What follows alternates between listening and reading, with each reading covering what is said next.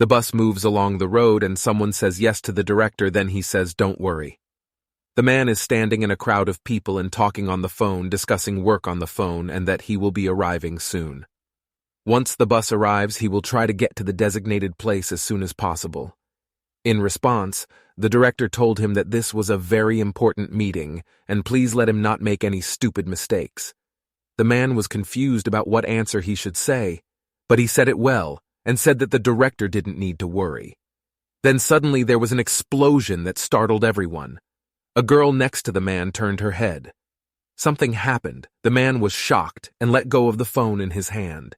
He looked shocked with his mouth open without listening to the director on the other side of the phone. The girl next to him also looked surprised. In front of them, the traffic was chaotic, and there was a black hole appearing, making red fragments around it.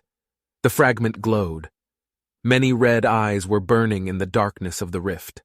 Unlike the others who looked panicked in fear, the man just stared at him. People don't understand what it is.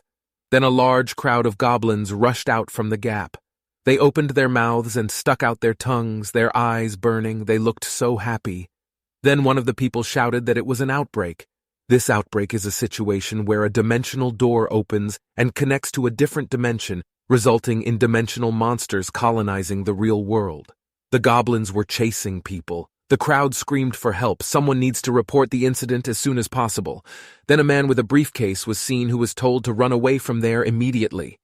The man also thought that he needed to escape to get away from that place as soon as possible, but something caught his attention. There was a little girl who had fallen on the road. The girl was crying and wiping her tears. While calling her mother, the little girl caught the man's attention. The man ran to her and said, "Baby, don't cry," and let her take his hand. He took the girl in his arms and looked up. Suddenly, 3 goblins were standing next to them, happily sticking out their tongues. He realized that he was too late. The guy snuggled up to the girl, closing his eyes, thinking that he was done. But something is going on here. The man was still standing with his eyes closed. He thought about what happened. Why didn't it hurt him? Then someone asked if he was okay. He opened his eyes, and the little girl who was leaning on his arm also opened her eyes. They were both surprised to find 2 people helping.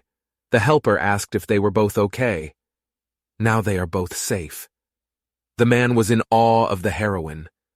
They are the ones who take care of monsters. The ones who took care of the monsters that appeared from the dimensional door. The people who were chosen by Deus. Those who have risen. The girl with red hair with a smile tells her that they have come and now they can rest easy.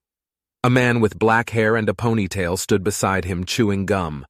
The man opened his mouth, feeling embarrassed and amazed at the 2 of them. Someone called Park Do-hyuk at the office, and the director told him that it was a very important meeting, and Park Do-hyuk returned without even attending this meeting. The director pointed his finger at him and shouted that if there was an outbreak nearby, then he should have run away and gone straight to the promised meeting place. Park Do-hyuk smiled and said yes. It was right behind him as his colleagues were discussing among themselves what was wrong with this Park Do-hyuk. They said that while he was running his business, an outbreak formed right on the street. So the director threw something in Park Do-hyuk's face and shouted that it was the last chance. The director shouted that if at night he doesn't make sure that this contract is signed, and if he doesn't, then he will be fired. Envelopes with documents fall to the floor. Park Do-hyuk replies that he understands. Then, after the director left, Park Do-hyuk was chatting in the park with his friend. They talk about games and people who have awakened. Then, in response, the man replied that Park Do-hyuk never let him down like that. Park Do-hyuk said that he would. He wanted to become an awakener and earn some money. People ask him what he is doing. Once again, he had to give up on this. Park Do-hyuk imagined if he became an awakener and said that would be cool, especially if he becomes like the awakener guy from his favorite game. This was the only thing he could be sure of. The man who responded by telling Park Do-hyuk that was enough to bring this shit up. He'd better think of something more appropriate. Park Do-hyuk said viciously that maybe the other person was right. This thought filled the thoughts in my head again. After she was scolded by the director, the man held her shoulder and asked if the bus was coming. Park Do-hyuk shouted that he was leaving and they would see each other tomorrow. The man with a smile wishes him luck, saying he will have to sort it out later. At 6 p.m., the sun is almost down, and the city is illuminated by the rays of the setting sun. Park Do-hyuk stood up and thought that he had so much time to travel to sign this contract. "Damn it," he said. Park Do-hyuk said that this is an idiot. The director definitely couldn't possibly give him another chance, so Park Do-hyuk will sign this contract no matter what. Suddenly, the ground beneath started shaking, and Park Do-hyuk was scared that it was an earthquake. Then he shouted that no. Then a blinding light appeared in front of him. Once again, Park Do-hyuk felt his knees weak. He pressed his hands and shielded his head and shouted twice. Then, from the other side, someone from the roadside shouted at him to run over there quickly. Park Do-hyuk immediately rushed in this direction, and monsters had already come out of the cracks in the dimensional rift. Goblins chased him. Park Do-hyuk was running away from the monsters, but they all approached him. One of the goblins grabbed Park Do-hyuk's briefcase. He turned his head and saw how the monster grabbed his bag. He gritted his teeth and screamed. This time he punched the monster in the face and shouted that this was a document that was more important than his life. Park Do-hyuk held the briefcase by the handle with the other hand and hit the goblin that caught him in the face with one punch. But another goblin had already jumped at him. They were shouting at him from behind. What was he doing there? He needed to get here soon. His rescuer took Park Do-hyuk by his collar. Park Do-hyuk was dragged behind a gate whose door was closed. He had also forgotten his briefcase left behind in the crowd of goblins outside the gate. The rescuer pressed a few buttons on his cell phone, and all the monsters were instantly roasted with an electric current. He told Park Do-hyuk that this would temporarily delay the goblins. A hero had informed him that the Awakener would be arriving soon. Then the car stops. Suddenly a lot of black cars arrived, and someone got out of the car. That person looked at the crowd of monsters and said that there were so many. The girl replied that it didn't matter since they were just goblins. The person said that normally they would collect money like this. They shouted insults at the goblins and drew their attention.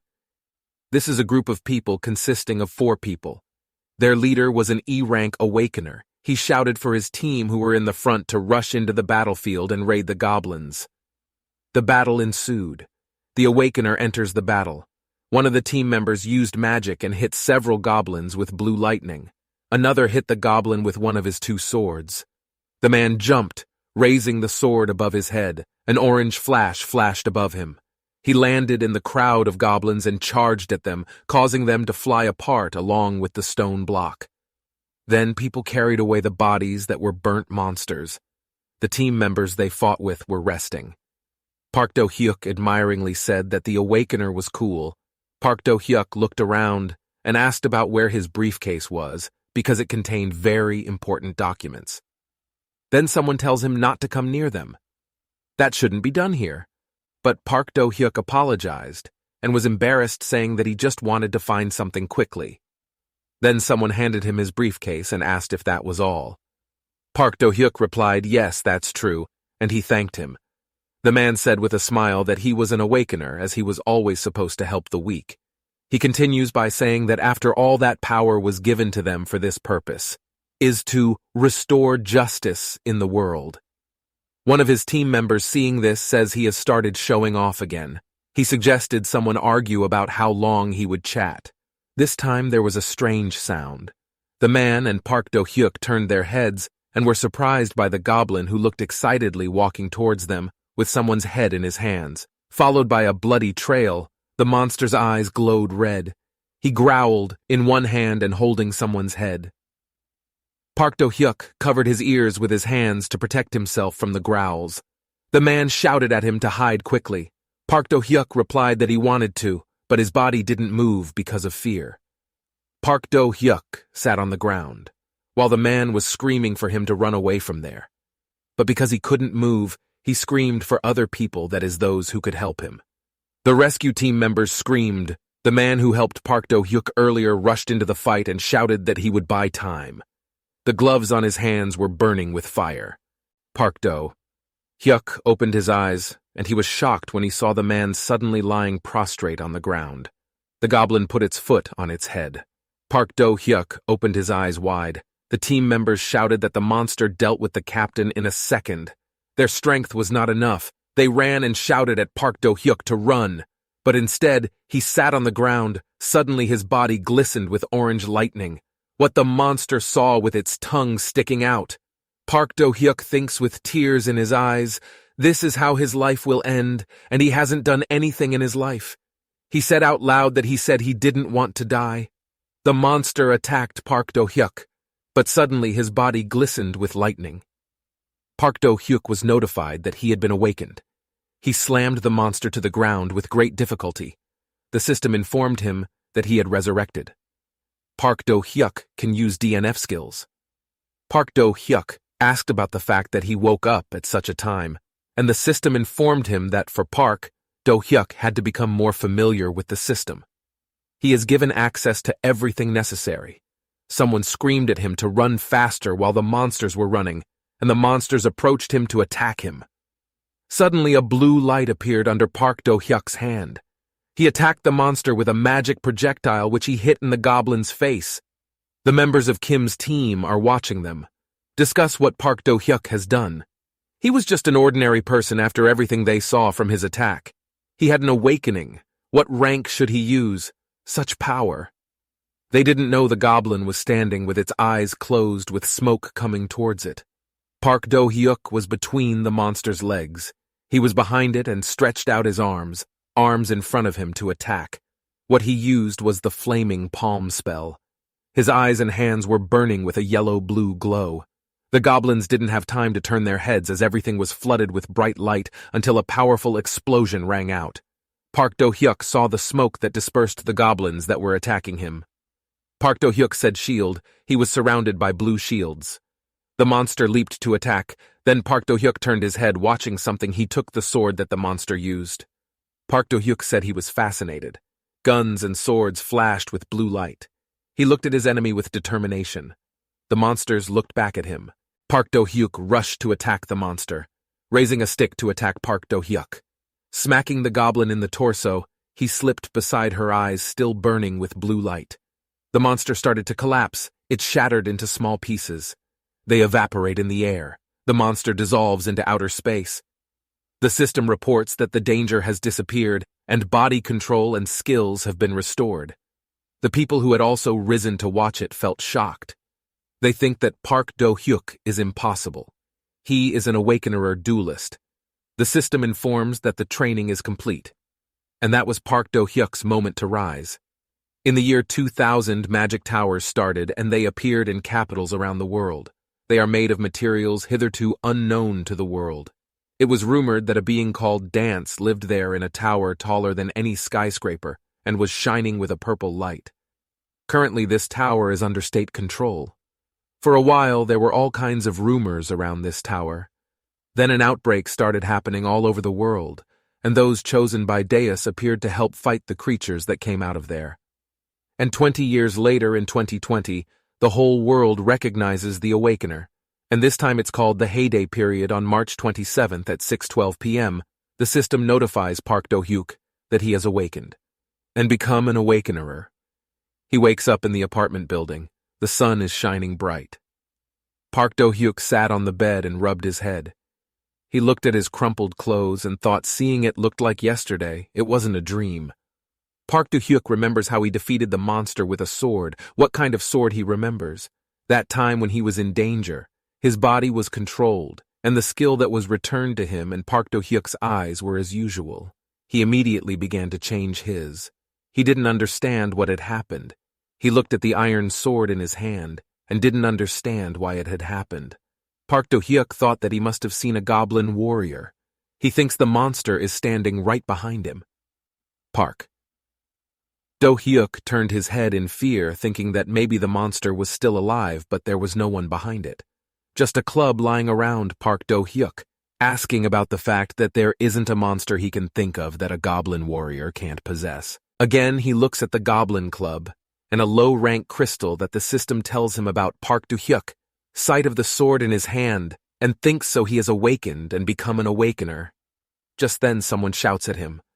A girl with a boyfriend approached him. The girl took his hand and said that they saw how Park Do-hyuk dealt with these goblins with his cool magic. He asked them what they were talking about him.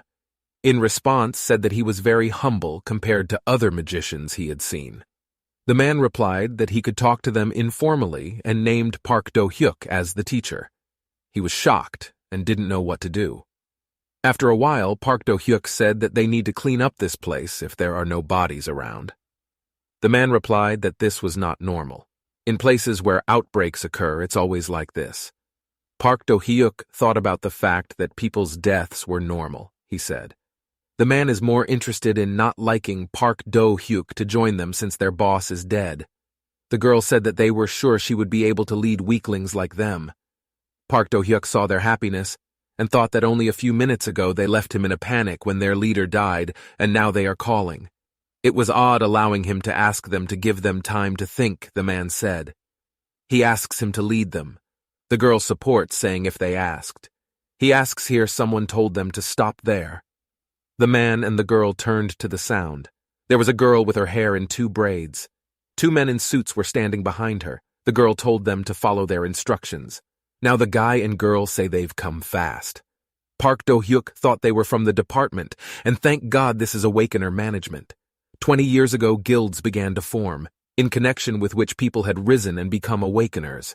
In this world, there are several strong guilds, namely the Plum Blossom Guild, Black Panther Guild, White Lotus Guild, and Blue Castle Guild. This organization must protect the safety of ordinary citizens. In this state and organization is the management of those who have awakened and become an Awakener. Management said that they came faster than usual. That girl is Lee Yoon-so. It was the girl who told the boy to come here. He was amazed that he had taken the opportunity to meet her. The boy and girl turned their heads in shock when they saw him. They ran over to Park Do-hyuk. They shouted at him and called him a teacher. Received such treatment, Park Do-hyuk did not understand what to do. The man in a black suit asked Lee Yoon what he would order them to do and replied that unless he needed to be asked about this, he has to catch a guy and a girl. They pinned them to the ground. The man is seen in the garden and runs away. Park Do-hyuk asked about him. He also heard someone shouting for the teacher. Lee Yoon-so replied that no, it was not necessary. He bent down to pick up Park Do-hyuk's bag from the ground. He picks it up and says he thought they would see him one more time. He smiled. At 7 a.m., Park Do-hyuk notices his alarm clock ringing. He thought about what he should do to make the director trust him. If he said that he couldn't sign the contract because he had risen. Park Do-hyuk looked at his hand, thinking that okay, it was him. He put his palm to his cheek. He decided that first, he needed to learn about his abilities. He needed to survive as an Awakener. This time, Park Do-hyuk wrote something about the abilities of the game. He memorized the notification from the system. He studied the console. His rank was about the same as a mechanic class alchemist expert. All of its characteristics are 5 hearts. Park Do-hyuk found them all. The indicators are in the top 5 wonders. Triple protection from magic. It seemed he had seen her somewhere. Park Do-hyuk understands that this is a class combination. Park Do-hyuk excitedly shouted that it was his first. His favorite game character turns out to be that he only repeats 3 classes like in the game. Park Do-hyuk thought it was amazing that even those with 2 dual Awakener classes were so rare that guilds were willing to pay them a lot of money, and Park Do-hyuk turned out to be a triple Awakener. He clenched his fists happily, and then he screamed while crying. Heard noise from outside as someone knocked on his wall and asked him to be quiet. Park Do-hyuk was confused about answering. He thought that he would go to the dungeon now. But it would be too stupid for an Awakener who would surely die on their first visit there. So he first needed to improve his skills. Park Do-hyuk opened the fridge, thinking about how he could earn money without putting too much effort into it. He pours milk into his glass, thinking about how to make money without fighting with anyone. He drank the milk while thinking, his eyes widened in amazement to see that the console said it must be that among mechanical spells, there is double of the maximum level. He looked at the spell's description. It allowed him to make an exact copy of the original. It's impossible to copy something more than twice. Copying a copy is also not possible. Items made by other people. Users cannot be copied over time. Making copies depends on item volume level and composition. Success of making copies decreases depending on item volume growth. The higher the user level, the higher the success rate of creating a copy. He decided to try using this bell. Park Do-hyuk decided to try starting the glass in his hand. He asked to double this thing. Park Do-hyuk used the maximum level doubling. The glass was irradiated with blue light, then a blue glowing cell appeared in front of him. But glass materializes within it. The system reports that the copy is complete. A replica of the glass appears in front of Park Do-hyuk, who happily picks it up. Park Do-hyuk takes him another glass and says that both outwardly and Reiki are perfect copies. He thought that the perfect copy available in play only low levels were possible, and for an awakener, the ideal copy was already available, and level didn't matter. The higher the level, the easier he will make copies. Park Do-hyuk concluded that the skills here were even better than in the game. He said that since he was done with the glass, it was time to look for jewels, or better yet, for relics. Relics were items that had absorbed tremendous energy during the biggest outbreak. In 2000, the legacy was divided into regular weak tiers, legendary, unique, rare, magic, and deus, and the value of relics of rare grade and above reached 10 billion. People who had antiques suddenly became relics and obtained powerful energy, suddenly changed their life to be rich. The problem is that many old items are held as relics, but no awakener can sense them. Park Do-hyuk realized that he had the identifying skills from the game. The taxi driver told Park Do-hyuk that they had arrived. Park Do-hyuk thinks that this is why the place he went to is the nearest antique shop. Park Do-hyuk decided to look for relics there. 3 hours later, he was clutching the ring in his hand, thinking that some cool material. The thing had an ort ring in its hand. This is a rare level relic.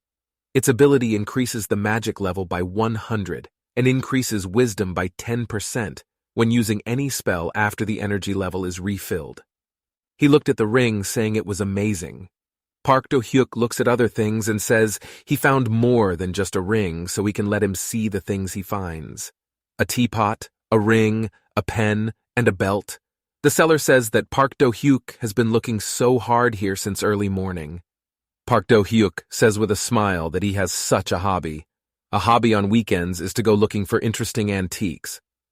This Park Do-hyuk exited the store with a bag in his hand. Then his phone rang in his pocket. Park Do-hyuk took out his cell phone and realized it was the damn director calling him. He looks at the phone and says that even now he can't worry about it at all. When she answered her phone, the director yelled at her why she wasn't working yet. He informed her that he was no longer working in an office that did not value its employees. The director shouted to Park that Park Do-hyuk, he is carrying whether he doesn't want to receive money, according to Park Do-hyuk. There are so many companies in the world that take care of employees. They too, and pay properly. Park Do-hyuk spoke again. They gave assignments on the same day, no days off, and even on their weekends, requests to come to work. Even the homeless from the street would laugh at such a job. Park Do-hyuk said today he would not set foot there. Park Do-hyuk walked while whistling in a cheerful tone. He thought once his work was done now he could go home and start selling things. Then he heard someone shouting what he said and repeating in response. They said they were told not to show off at such a level. These are two people who will fight. One of them said that he accidentally touched it. That's why he's aggressive. Another person in response said that if you hurt someone, he needs to apologize. In response, the man shouted that he touched a little. Apologies in response. They shouted at him, that bastard. Someone from the audience asked about what happened there. In response, they said that Awakener 1 started a fight here, and they can hurt people too. The girl asking the question said yes, so she better step aside. Park Do-hyuk stood in the crowd and watched the fight. Those guys were ready to fight each other. At this time, a man shouted that there was none. It wouldn't do it, and he raised his fist to attack. His opponent screamed in response to whoever spoke and also raised his fist to attack. He lit up with a purple light. They were almost ready to attack each other when Lee Yoon-so got in between them. She grabbed both arms forcefully, throwing them in different directions. Lee Yoon-so told them that fights between awakeners were forbidden. They must read the instructions carefully. Lee Yoon-so said that the first time. He forgives them, but next time he will send them to jail. From the crowd screams, this spectator heard about how cool Lee Yoon-so is and that she is beautiful. He turns his head to look at the crowd. Then he smiles, noticing something he is watching. Park Do-hyuk is standing among the people in the crowd at the same time. Lee will continue to shout admiration for Lee Yoon-so. The man in the black jacket and with the heavy bag refers to Park Do-hyuk, and he wonders if he called him. Lee Yoon-so screamed his name. He waved at her. He was confused to realize that he was the people next to him paying attention to him. She so yelled at him to pick up the item he left last time. He was amazed a bit when the people in the office were sitting and working in the open space. Lee Yoon-so apologized to Park Do-hyuk for saying that they only had instant coffee. He replied that it was okay, everything is fine. They both sat down. Park Do-hyuk asked him how his things were, and Lee Yoon-so gave him a crumpled bag saying that this is what he left at the location of the last outbreak. Park Do-hyuk said thank you. Then Lee Yoon-so apologized. He said it was because he had to open his bag to find out the address and information of the owner. Park Do-hyuk replies that it's okay and that the main thing is that he finds it. Lee Yoon-so said it was good. They are done with the formalities and it is time for them to come down. Lee Yoon-so went on to say yesterday someone reported that they couldn't handle the monsters coming out of the gate, and she thought Park Do-hyuk chose her. Both of them confirmed that to her. Park Do-hyuk asked what they were looking for to hire him for this. Lee Yoon-so said she didn't want to hire him, but if he had powers he should register as an awakener. Therefore he wanted to tell Park Do-hyuk. Park Do-hyuk spoke well. Then he came out of the capsule, and the man behind the counter informed him that the check process was complete. He can pick up his things from the registration desk. Park Do-hyuk put on his shoes to thank him. Lee Yoon-so told Park Do-hyuk that he could sit down. He asks her if the results are ready. He looks inside himself and asks to wait. He will explain everything. Park Do-hyuk thinks about the reason he is so worried, as well as thinking about something. Park Do-hyuk sees this and asks about what his stats are also low. Lee Yoon-so responded by saying no, nothing he gave her, and he asked to see what was approved on it, which means Park Do-hyuk has passed it. Turns out he wished him luck as an awakener and also Lee Yoon-so with a smile wished him a long life. Park Do-hyuk thought that his speech was very short. He pointed his hand to the side and said that the exit was there. As Park Do-hyuk was leaving the office, another employee approached Lee Yoon-so and asked him why he was so kind. This person has no prospects at all. Lee Yoon-so replied with a smile that it was all about curiosity. Park Do-hyuk's curiosity leaves awakener. He saw a guy and a girl outside who invited them. The girl tells the guy the exit. The Black Panther Guild gave the newcomers full support. The man next to him said that a promising newcomer had joined them. Black Panther Guild. Why didn't he come to us for a consultation? Park Do-hyuk saw this and thought that the guild representative was right at the door trying to attract newcomers. He thought that it is good that they are not interested in him. Altogether, Park Do-hyuk thought that it was much better for him to be alone now without attracting attention. After all, he just needs to earn money. Park Do-hyuk used maximum level doubling on the blue ring. The energy cell appears. The system informs him that the copy creation failed. The current level is not enough. The copy success rate is 0%. Park Do-hyuk rubs his eyes tiredly. He says it seems with his level it's too early to try to copy a rare relic. He decides to look at the 3 remaining things. Then this is a ring that belonged to 67-year-old Grandma Kim, an Akban pot with normal level abilities. If he brewed and drank tea from this teapot, his mana rate increased by 0.01 for every 100 milliliters. This teapot never spoils because it has an antibacterial property. The pen of the songwriter level is normal. The ability adds 20 magic points and adds 20 points of wisdom and reduces strength to 3 points. Choi Jusong Champion Belt is a magical ability and adds 50 energy points. The effectiveness of the energy-boosting potion increases by 50%. Park Do-hyuk decided to put the ring on himself for now, since he already had an Awakener enlistment. He could use the Deus net so he would know the price of the rings and stuff. The things that Park Do-hyuk decided to copy and put up for auction Deus the last 20 years, many Awakeners started popping up around the world, and Deus no became a kind of space. That they are all united here. They share news information about dungeons and other things, and there are also separate ones. An auction site where he can exchange or sell items. Japan, Nagoya, home of the Awakener reshooter sitting at the table. He clicked his computer mouse, finding something interesting. He studied the UD Pensong's author's description, saying that such ordinary things rarely happen. But he understood that the pen was raised to the level of wisdom quite well. He ate the candy, saying that wisdom was so hard to lift that he should definitely buy a pen. He clicked the mouse, saying so many people don't give up at such a price. But the handle belongs to an Awakener woman from Japan. He again managed to buy a pen for 120 million. At the same time in Seoul, in the White Lotus Building Union office is on the highest floor in the bathroom, there was a girl who spoke on the phone said that Dear know that she received the last transaction list on Deus.net. He was talking to the master of the best White Lotus Guild of the Republic of Korea. Kang and Han, he asked what the girl said, that someone recently exhibited one rare and one common relic, one of which has been purchased. Kang Ying-han inquired about the fact that this was no ordinary seller. The girl replied, No, there is a new ID. This data is the data of the deputy head of the Minsano White Lotus Association. He said that besides with one Awakener license, only one login can be made. Kang Ying asked her, Is there anything that isn't clean? Here was a relic that was impossible to find even if he went to around 30 dungeons. Kang Ying-han asked what that meant. The peddler had the hidden ability to find relics. Relics are usually sold in the Kanama market. He looked through the glass and then said the weak relic could easily be sold through dance. Now he picked up a robe and put it on to say the peddler wasn't like them who often sold the common and rare relics he got.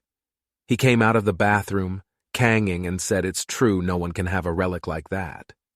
She said it's okay. He will contact the development team and ask for information about this person. In response, he thanked her. Bright sunny day in a park.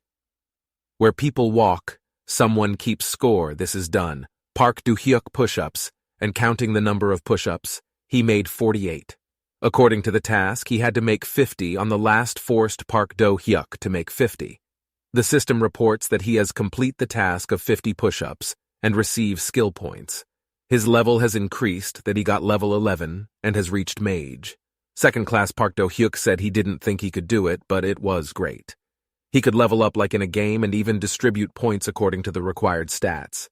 He studied its rising characteristics. Park Do-hyuk said those were his characteristics. Magic slowly takes form. He sat down to tie his shoelaces and said that he will now try to get passive movement spells and concentration. He understood that he needed this ability to fight monsters. After all, what kind of magician doesn't fight monsters? That's why spells are mandatory in the game. But he could only acquire the skill through training. Park Do-hyuk shouted, the armor strong and resistant. The system reported the spell. The spell armor's failed concentration has been cancelled. Park Do-hyuk thought that nothing would work the first time he did it. He repeated until he succeeded. Park Do-hyuk ran. He screamed again. Park Do-hyuk once again shouted the strong and resistant armor, making hand signals in the air. The system reported the spell had failed. The spell armor's concentration has been cancelled. Park Do-hyuk said that it was a matter of time. He is being watched by a child who thinks well. The man had run so much and never got tired. Someone shouts at the kid, Where did he get the ball? He shouted it. He had to go and find the ball after it had been lost, what the boy asked for. Now the boy is chasing the ball. His sword is located on the other side of the highway. He ran out into the street saying it was good that the ball didn't roll very far. At the same time, a truck rushed towards the boy. He saw a boy on the street and a truck approached him. He took off. Park Do-hyuk ran, screaming the boy. Truck lights shine very close. The boy opened his mouth in fright. Park Do-hyuk thought that he should be faster. Park Do-hyuk stopped a car. He shouted loudly, said the armor, screams were heard. He protected the boy. Park Do-hyuk was immediately surrounded by blue shining armor. Park Do-hyuk thought about the fact that the armor didn't cover his entire body. He shouted at the boy, asking if he was okay. The boy looked at him. He is in shock, lying on the ground. Then he admiringly asks Park Do-hyuk if he is a hero. He didn't know what to say about it, but the system was telling him that his ability to cast spells while moving was activated. It doesn't require any action, and it costs 1 magic point. Spell concentration ability is also activated if at the moment the concentration of his mind points allows, then the skill will be applied as normal way. But if the points are below 5, then it is impossible to apply the points. Mana is not restored. Park Do-hyun studied the console that appeared. The boy answered him that he was fine. He considers Park Do-hyuk as his savior. Do-hyuk is happy to hear that, and happy that the boy is okay. Meanwhile, the reactions of the people who saw the incident were visible. They also shouted to call an ambulance because of what had just happened. Seeing that, Park Do-hyuk thought that it was time for him to leave. The boy grabbed his sleeve and shouted at him, "Wait!" The boy asks him to tell him the name. Park Do-hyuk pointed at himself, asked him in shock. Inside he was happy, then smiled and said that his name was Park Do-hyuk. He continues telling the boy, as he said, if he's a part of superheroes, but a boy shouldn't tell anyone his name. That's their little secret. The boy in awe put his finger to his lips and shouted never. He would never tell anyone. Park Do-hyuk jumped and disappeared and finally shouted at the boy to be careful from now on when playing near the road.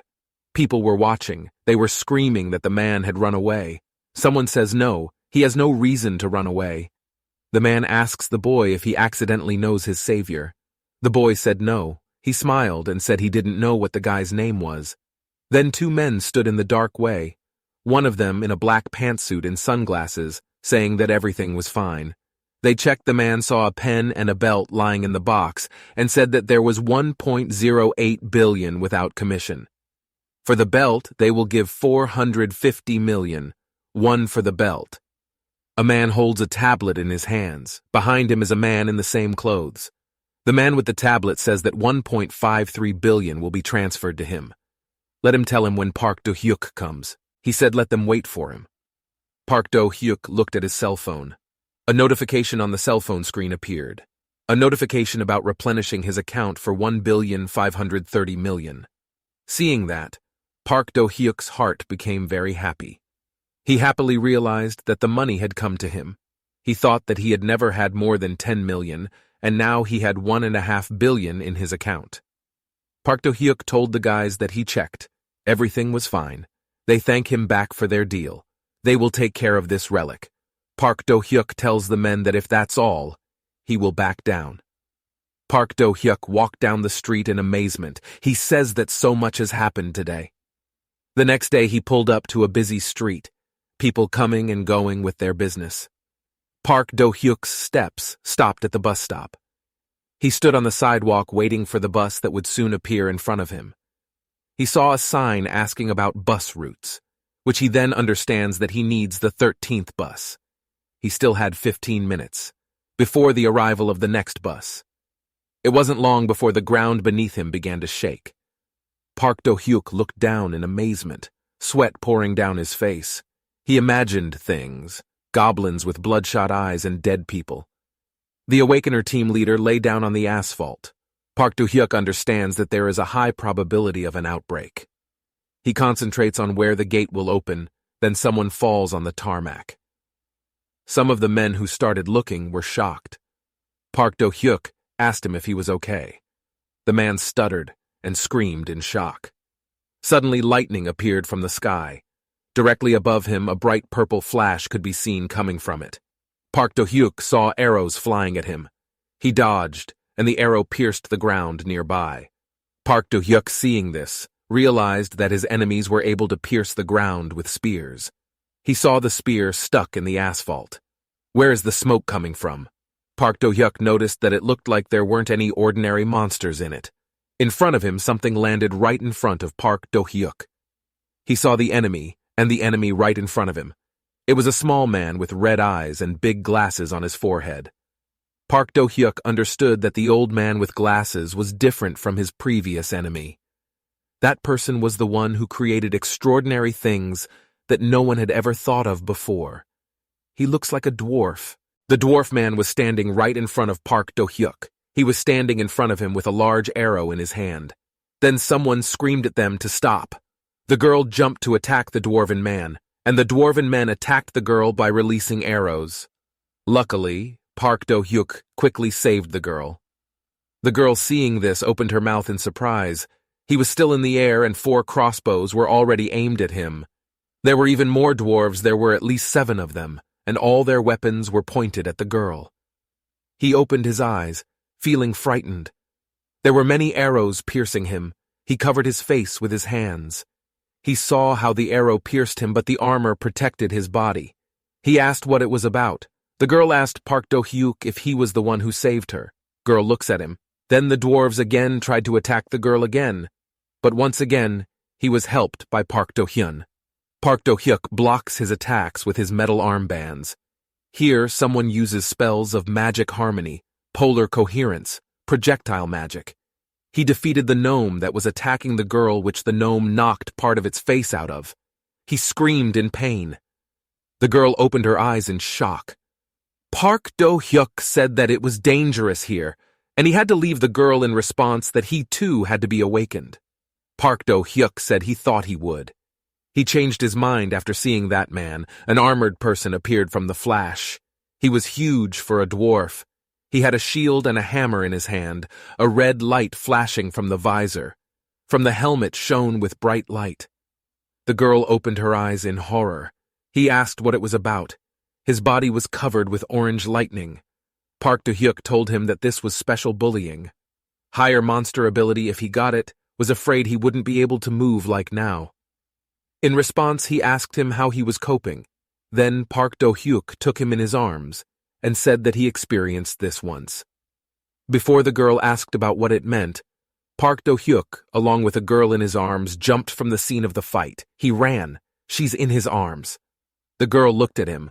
Park Do-hyuk was amazed, landing with him. His arms dropped to one knee. Park Do-hyuk told him that even if he was using a shield, he should still be able to get hit by those arrows. He should rest a bit. The girl with the smile told him well, and he thanked her for the help. Park Do-hyuk asked him if he could borrow his rapier. Girl says of course, and asked him to stay alert to the arrows. The sword that Park Do-hyuk has is not very effective. This rapier was a modified rapier with normal chance rate increased until its strength reached 100 points. He said that such a weapon would suit him. Park Do-hyuk rushed into battle with him, landing right on top of the dwarves. He studied his enemies. These were 10 dwarves with hammers, 9 gunners, and 1 said captain in armor. Park Do-hyuk knew that with such equipment he couldn't take them. Then with a magic projectile he decided to start with the dwarven minions. Aside from the shield, the gnome captain looks suspicious. The shield glows green. Park Do-hyuk jumped into the attack, saying, "Polar magic projectile coherence magic harmony." He hit several dwarves with projectile magic at once. Blood spurted from them. Park Do-hyuk landed on the asphalt. He thought that it looked like the effectiveness of a magic projectile. It was better in reality than in the game. The dwarves were untouched by him. With a smile and anger, Park Do-hyuk came to them with a gun in his hand. He tells them stupid creatures to let them face the great ones. He says he's scared. 2 red eyes flashed behind him, red mist enveloping everything around Park Do-hyuk. The dwarves' eyes also glowed red. He saw to his horror that one of the dwarves found himself face to face with a dragon with bloodshot eyes. The dragon opened its mouth and rushed to attack the dwarf. The dwarves screamed in horror and shot arrows. The dragon hit him in the head. Another dwarf immediately appeared in front of him with an arrow in his hand. He shot him in the head with an arrow. His head was bleeding. He screamed in pain. Park Do-hyuk saw how the dwarves attacked each other and thought that fear was more effective than many skills. Once all under the influence, he can cause hallucinations. Park Do-hyuk thinks luckily he kept a copy of the fountain pen. Park Do-hyuk thought that the action would not last long, so that he has to hurry up and deal with the boss. Park Do-hyuk said the harmony of the magic coherence of the projectile polar magic. Park Do-hyuk attacked the heart of the captain with a magic projectile. The latter reflects his attack with his magic shield. Park Do-hyuk understood that this shield had high resistance to magic, so he had to find another way. He brought his hand to the rapier and thought about the power to use. The magic weapon that covered the rapier and blue light together. Now that Park Do-hyuk has a rare weapon in his hands, his abilities have increased. Power with 35 deals, At least 500% enemy damage. Cooling time is 30 seconds. Park Do-hyuk is ready to join the fight. He unleashed an attack, the dwarven captain ready to attack. Park Do-hyuk pierced his shield with a rapier of the shield's magic attack. The dwarf's knees were shaking. Park Do-hyuk told him with a smile that he trusted his shield too much. The dwarven captain took a stable position on the ground. He didn't know what to do. Throwing away his visor, Park Do-hyuk opened his eyes in amazement when he saw that it was empty inside. There is only a red light bulb. Park Do-hyuk only saw a red light bulb and felt an emptiness inside. Park Do-hyuk landed next to the opponent looking at the pile of armor in amazement. Then he started to move, and the warrior got up with his sword to attack him. He blinked. The black and red flames that the warrior in front of him hit caused stones to fly in all directions and smoke to rise. Park Do-hyuk, in fright, started talking about the magic harmony of the magic projectile pole coherence. He jumped, hitting the soldier with projectile magic. They scratched the armor and it was hot. Park Do-hyuk landed on the ground. The armor was hot white. The shield fell to the ground. A dwarf emerged from within the armor. Park Do-hyuk realized that the captain had been sitting in the armor all along. He looked at the opponent who had appeared and thought about how the boss of the dwarves looked. It seems like Park Do-hyuk realized that his enemy's shield was broken, and it looked like his spell was starting to work. Park Do-hyuk looked at the dwarves who got hit by his spell, and realizing that soon the effects of fear would subside, he decided to finish it as soon as possible. Park Do-hyuk used the magic projectile once again. The dwarven captain hides from the spell behind the shield. He was standing in armor with gun and shield in his hands, but then he was greatly shocked by something. Many magic projectiles flew into him. Currently, Park Do-hyuk slipped behind him. He also attacked him with a magic projectile in the back. The dwarven armor heated up white on it. Again, Park Do-hyuk surrounded the dwarven captain and hit him from all sides with spells. As a result, the armor of the dwarven captain lined up with blue light. The dwarves smiled inside. At this time, Park Do-hyuk also thought with a smile, his opponent is wrong if he thinks so. He is a simple magician. He decided to end. Park Do-hyuk found himself above the dwarves and raised his rapier to attack. Park Do-hyuk said the polar magic projectile coherence magic harmony. He hit the dwarves' magic directly on the head from above the smoke enveloping all. Park Do-hyuk looked at the empty armor around him. There was a brown puddle spreading and smoke was coming. Park Do-hyuk turned his head and said there were only dwarves who had gradually regained consciousness. Park Do-hyuk said that only this puppy. He charged at them with his gun. Then a bit of smoke came out of the dwarf's body. Park Do-hyuk thinks so lucky him this time. Only the leader has a shield, but there's no telling what might happen next. Park Do-hyuk thought that he needed to find a second-class spell as soon as possible. Then someone came up to him and said, "Hello, Mr. Park Do-hyuk." He raised his head and said that Lee Yoon-so was in front of him. He replied with a smile that yes, it looks like they started seeing each other often. He turns around and asks what Park Do-hyuk is really here alone. He folds his arms across his chest and says yes, Lee Yoon. So saw the blood-stained body of the dwarf and asked about the girl. Park Do-hyuk said he was injured early in the battle, so he took him away. Lee Yoon-so was amazed, but Park Do-hyuk kept saying it no longer mattered. He wanted to talk about compensation for this outbreak. In cases where awakeners get involved in stopping unexpected outbreaks, they should be compensated with trophies. Lee Yoon-so told him with a smile. He didn't need to worry about it. 19 dwarves and that one leader, all that was left of them were weapons and armor. If he counted all these, then Park Do-hyuk would receive around 500 million Park. Do-hyuk thought that it might move. He turned around and Lee Yoon-so shouted at him to wait where he was. He stops and asks if he's going to give Park Do-hyuk an interview. He said with a smile that he didn't want to stand out, so he asked to delete everything Lee Yoon-so said. Then with a good response, then he will take care of it. She thanks him. Park Do-hyuk answered him while running and said thanks to him too, and let him give the rapier to the girl. Then someone shouted, "Wait!" 2 young reporters approached Lee Yoon-so from behind and asked him who was the person who was fighting these dwarves alone. He said somewhere here and did Lee Yoon-so know where he was.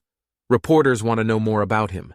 They asked Lee Yoon-so to tell them what she was like and how she was able to do such a thing. Then the background changes in a skyscraper lit by the sun. Someone is seen talking. In a room with closed windows, a girl was sitting on a couch with a glass of wine in her hand. He greeted the vice president of the Plum Blossom Guild, Chang Chun-hwa. "Come and knock on the door." He put his hand to her head and asked the girl for forgiveness. He said that he would do it again. Then the girl said enough for the unimportant information, and he asked for other information. Then the deputy head of the Plum Blossom Association, Chang Chun-hwa, he informed the girl that there had been an outbreak in an area, and no deaths, only one injured. He went on to say that there were 2 F-rank awakeners in place. One of them takes care of all that is there. The girl was curious who it was. Chang Chun-hwa said as an F-rank rookie, he was able to handle a team of E-rank dwarves with just magic and a single sword, but they said that what he used was like a spell. The girl said, "It's a spell, not magic." In reply, Chang Chun-hwa said yes. He moved his hand and chanted a spell. The girl replied that she had only heard of such a thing. He asked Chang Chun-hwa. He thought that this was a special kind of awakener ability. Chang Chun-hwa said that this was the first time he himself had seen someone use the awakener power in this way. He went on to say that besides that, the man used something like out-of-control magical swarm and magical force field. In response, the girl said that the F-rank awakener did, she said with a smile. Back then, the other guilds hadn't woken up yet. They needed to take the initiative into their own hands. That girl was his master, the leader of the Plum Blossom Guild, Lizzie.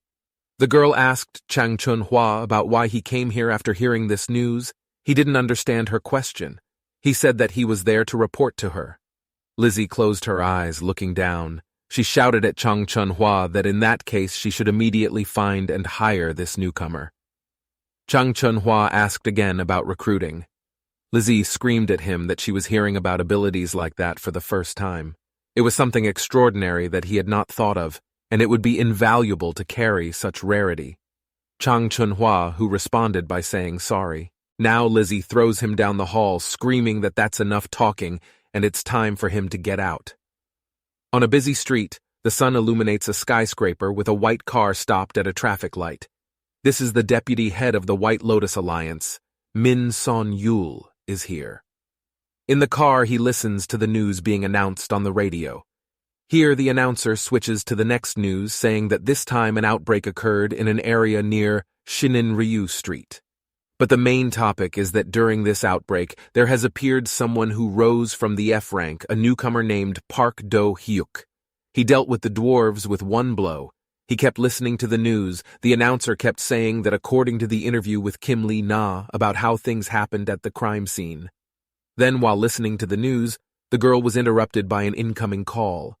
It was an incoming call from White Lotus Guild Master Gang in Han. He asked Min Son-yul if he had fun. He left all work for his lover. Min Son-yul replied that they agreed. He has an external relationship. He asked about what price they would charge. Gang in Han said about the price, which is 3 billion. Min Son-yul responds if he thinks that this will be interesting enough for an unusual awakening, he said. To raise more. Gang in Han answered him, 10 billion in return, who will pass the fellowship internal test. Min Son-yul asked if this was mandatory, but he immediately said, okay, I understand. Min Son-yul continues with a smile, saying that he will use all his charm and will to surely bring it to change hands. Answered him not to flirt with other men, but to do business. The sun was shining brightly in the residential area. There are people standing at the door and studying ads that say 100 billion. One, if you are not going to pay that much, please leave. One person reading this said he didn't even know if he was that amazing or just crazy. One person suggested that to regard it that way. Announcement only as reluctance to sign the contract that others say. Response that he must have moved on. Thinks he's really cool. But the white car stopped here, near these houses. Min Son-yul got out of the car.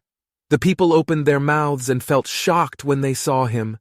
Said that this is the deputy head of the White Lotus Guild. The girl behind them again said in shock that this was the best fellowship in Korea. They think of Min Son-yul, who also came to hire him.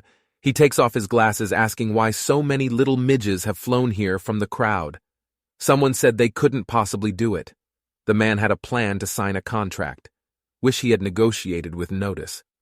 Min Son Yul saw the crowd at the door and approached him, saying that they didn't have a chance from the very beginning, but they decided to come.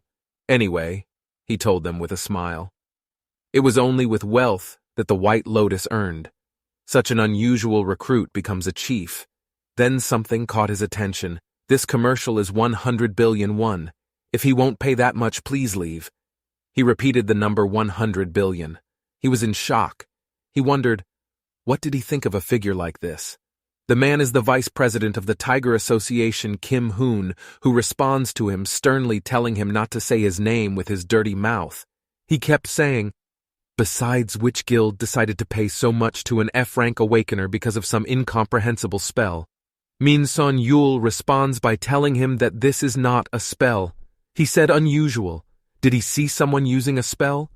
What Kim Hoon thought about these words? And he said no. But that is an insane price. A price they will never get in their life.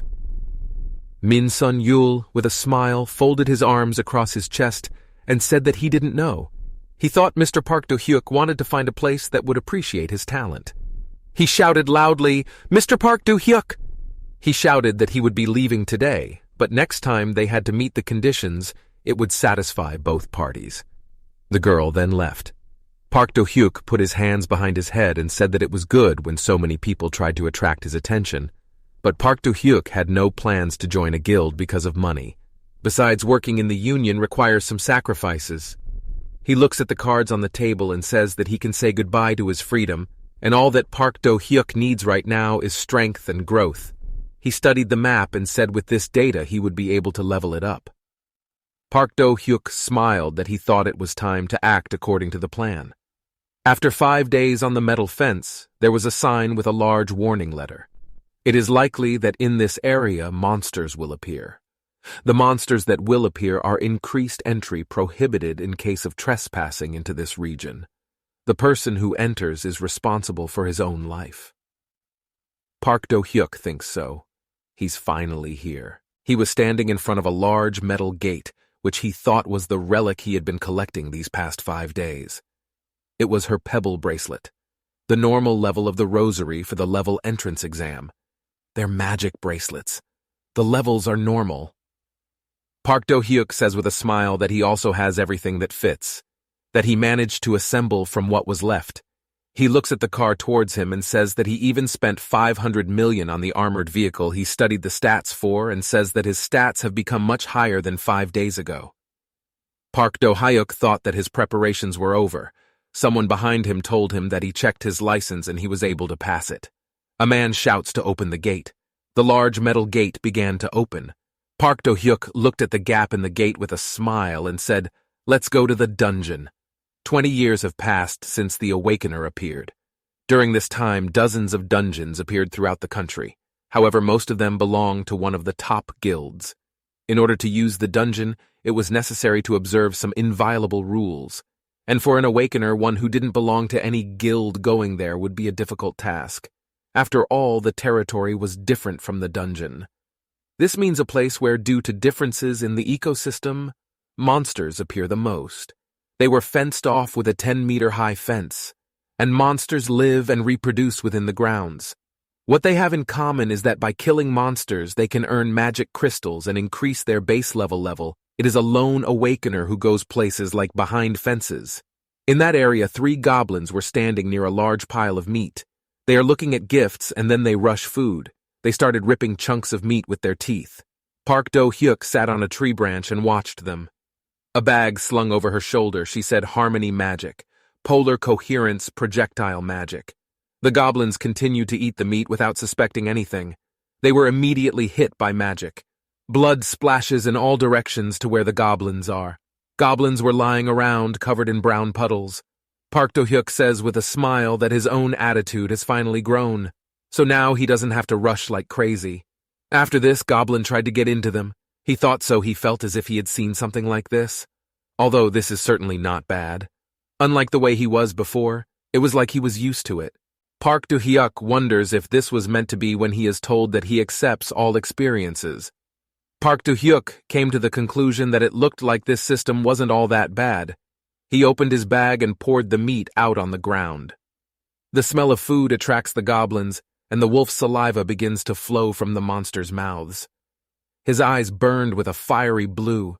Park Do-hyuk said that since he did, it already understood the monster's level. In this region, monsters surrounded him from all sides. They growled and grinned. Park Do-hyuk saw them enter and smiled hard. He asked if it was nice to receive a monster's corpse. The scene then switches to the monster corpse shop. An employee seemed to count the game from Park Do-hyuk as many as 50 people. Smiling, the man says it's the first time he's seen such a well-preserved goblin body, and the same goes for another corpse.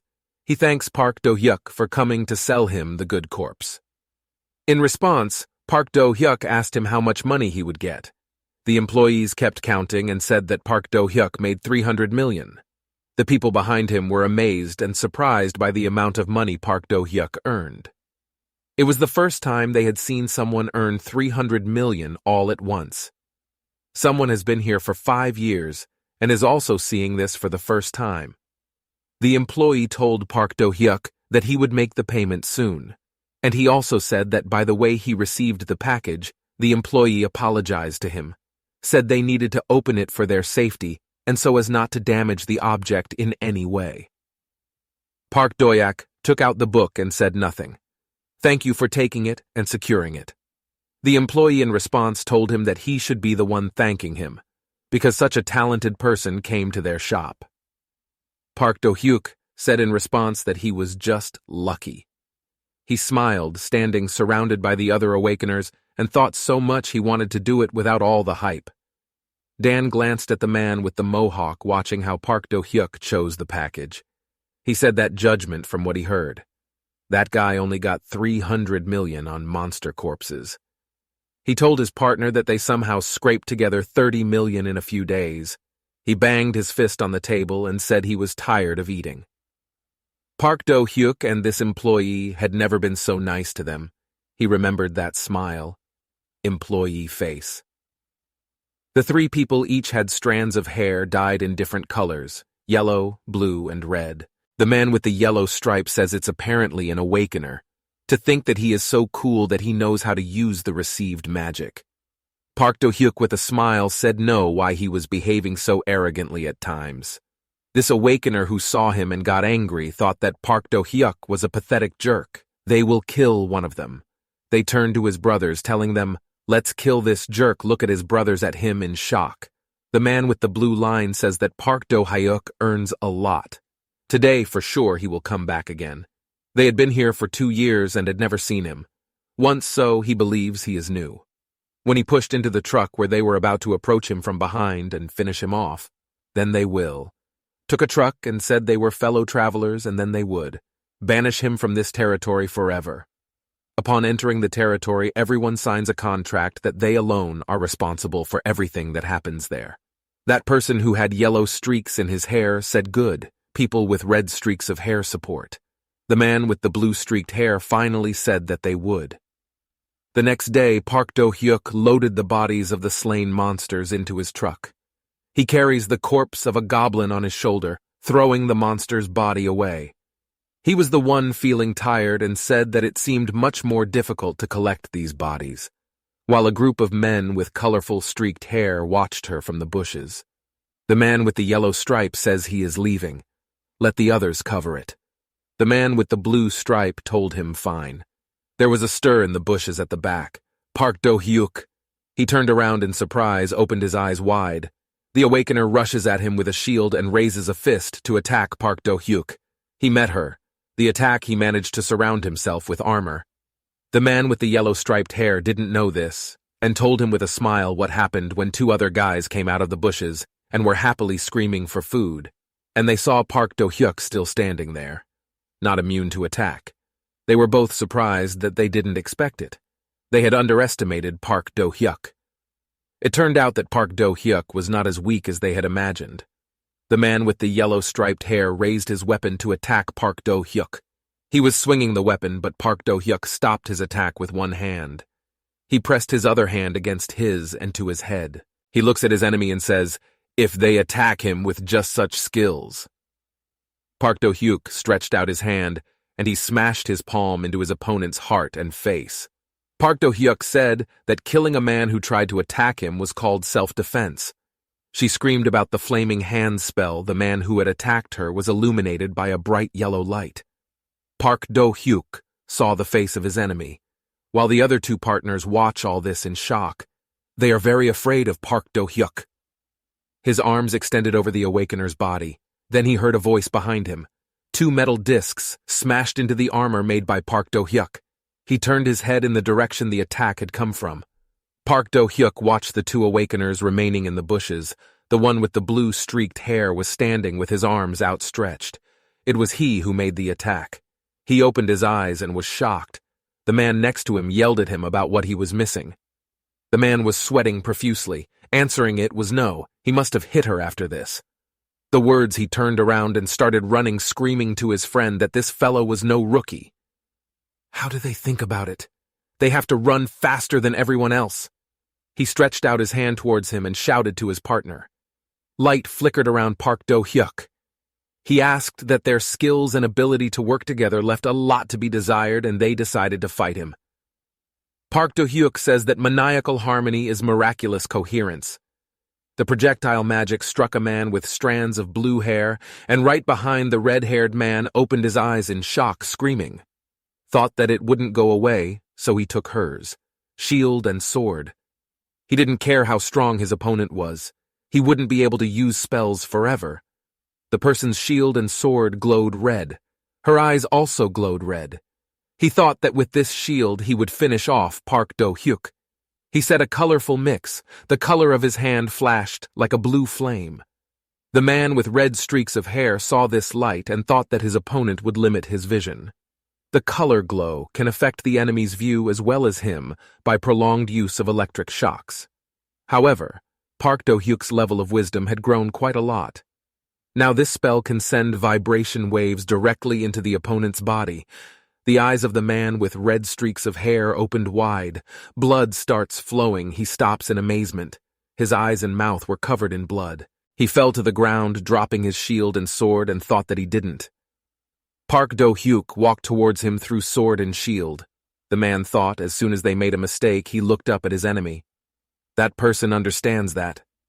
Park Do-hyuk is not a simple beginner. He can kill anyone who attacks him with one punch.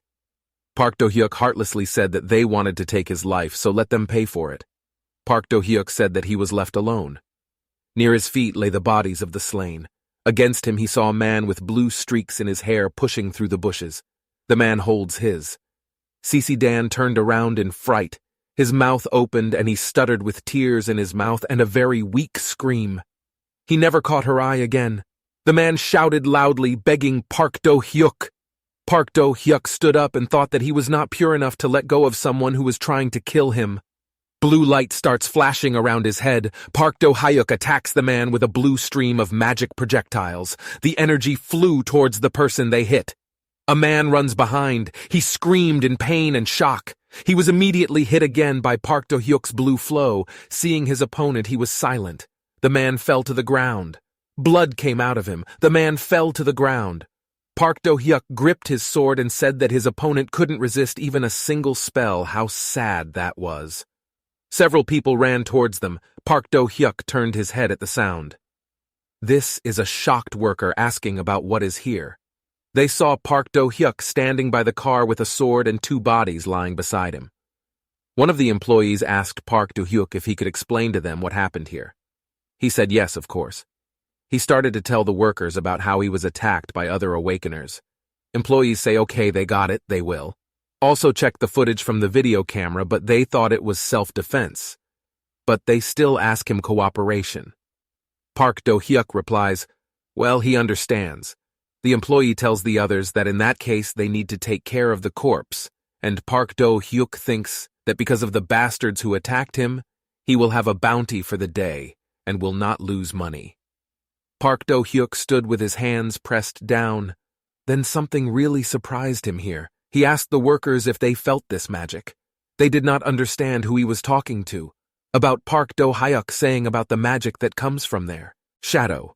2 fiery blue eyes were seen on them. The employee said he thought Park Do-hyuk was too sensitive. Now after the fight he will go and check it out. Park Do-hyuk looked at her in amazement and immediately opened his eyes. He screamed, "Workers run now! Employees ask what Park Do-hyuk saw there!" He didn't have time to finish it. A huge white wolf appeared in front of him with shining blue eyes. The wolf has a symbol on its forehead. The wolf opened its mouth and let out a loud roar which Park Do-hyuk saw, and he thought that this was the leader of the wolves in this territory. The wolf he hunted. The wolf ran jumping to attack a man in a black suit and black glasses. The man froze in shock right in front of the wolf monster. Park Do-hyuk screamed to protect him from the wolf monster attack. The man closed the shield and the wolf claws scratched the blue shield. The man did not understand what was going on here. Someone shouted, "Run here immediately!" Park Do-hyuk issued a burning hands stance. He seemed to be enveloped in an orange light. Then it looked from the wolf's eyes flashed a blue light. Next to him, Park Do-hyuk shouted with his hands flaming. The entire surrounding space was flooded with orange light, while the man behind him rushed away. The flames reached the wolf monster's muzzle. The monster immediately jumped sharply and away from the fire. He landed in a completely different place than before. And then he showed his teeth again. Park Do-hyuk said an attack like that wouldn't work. The monster is also fast. He thought so with his monsters. And the roar he just let out, he also called his other flock. There was another wolf running towards them. The workers who saw this froze in shock. They look around and shout, "They are coming! This is a pack of wolves of this territory!" Park Do-hyuk was standing by the car next to another employee who was surrounded by a pack of wolves and contemplating the situation getting a little difficult. Then Park Do-hyuk told the men in black suits over there to get into his truck and go there. The truck is armored so they can get out without a problem. The workers yell back at him what he was talking about. They will help him. Park Do-hyuk yells at them that they are almost dead. Their absence would have helped him even more. Then one of the workers touched another man's shoulder and called him until Sunday. He said that he would also help Park Do-hyuk fight the wolves. But there was nothing they could do. They had better go and ask for help. He says, "Okay, leader." The wolf makes a loud sound. The wolf roars. The other wolves surrounded one of the workers, spreading their mouths. The worker lifted and clenched his fist, saying he would stay here and let the rest into the car and leave him a wolf growl. With its mouth open, the monster rushed to attack the man, but the man hit the wolf in the face. The guy even did that without the armor.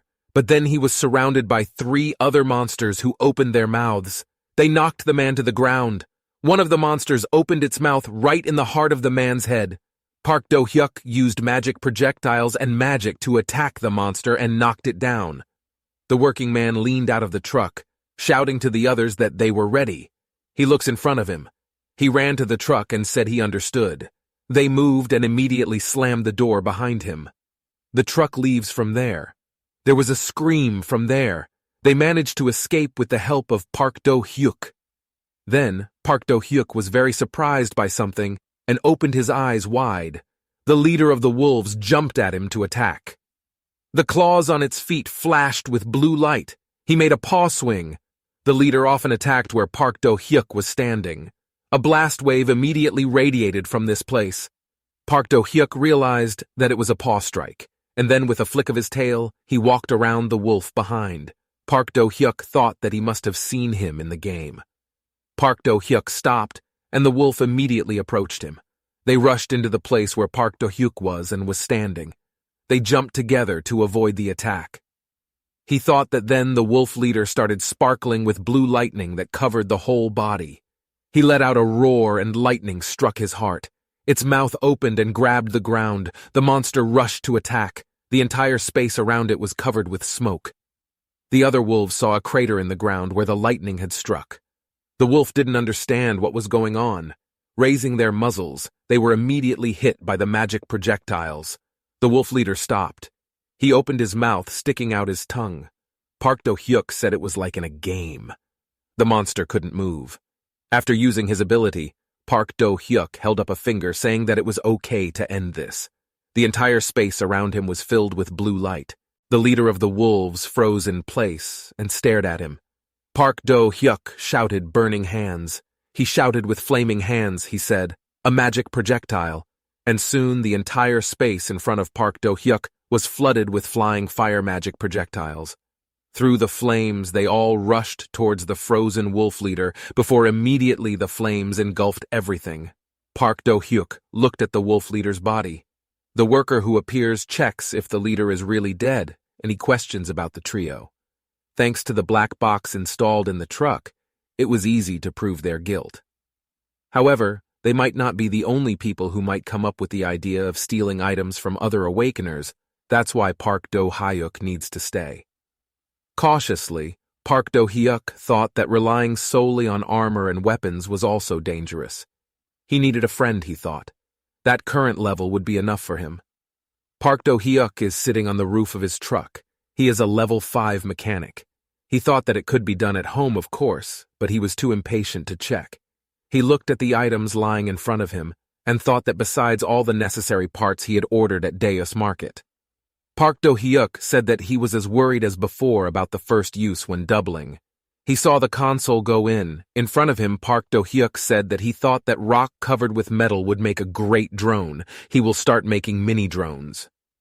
Park Do-hyuk thinks that this is the process of creating items that he has only seen in games. All of its parts are covered by a blue glowing orb.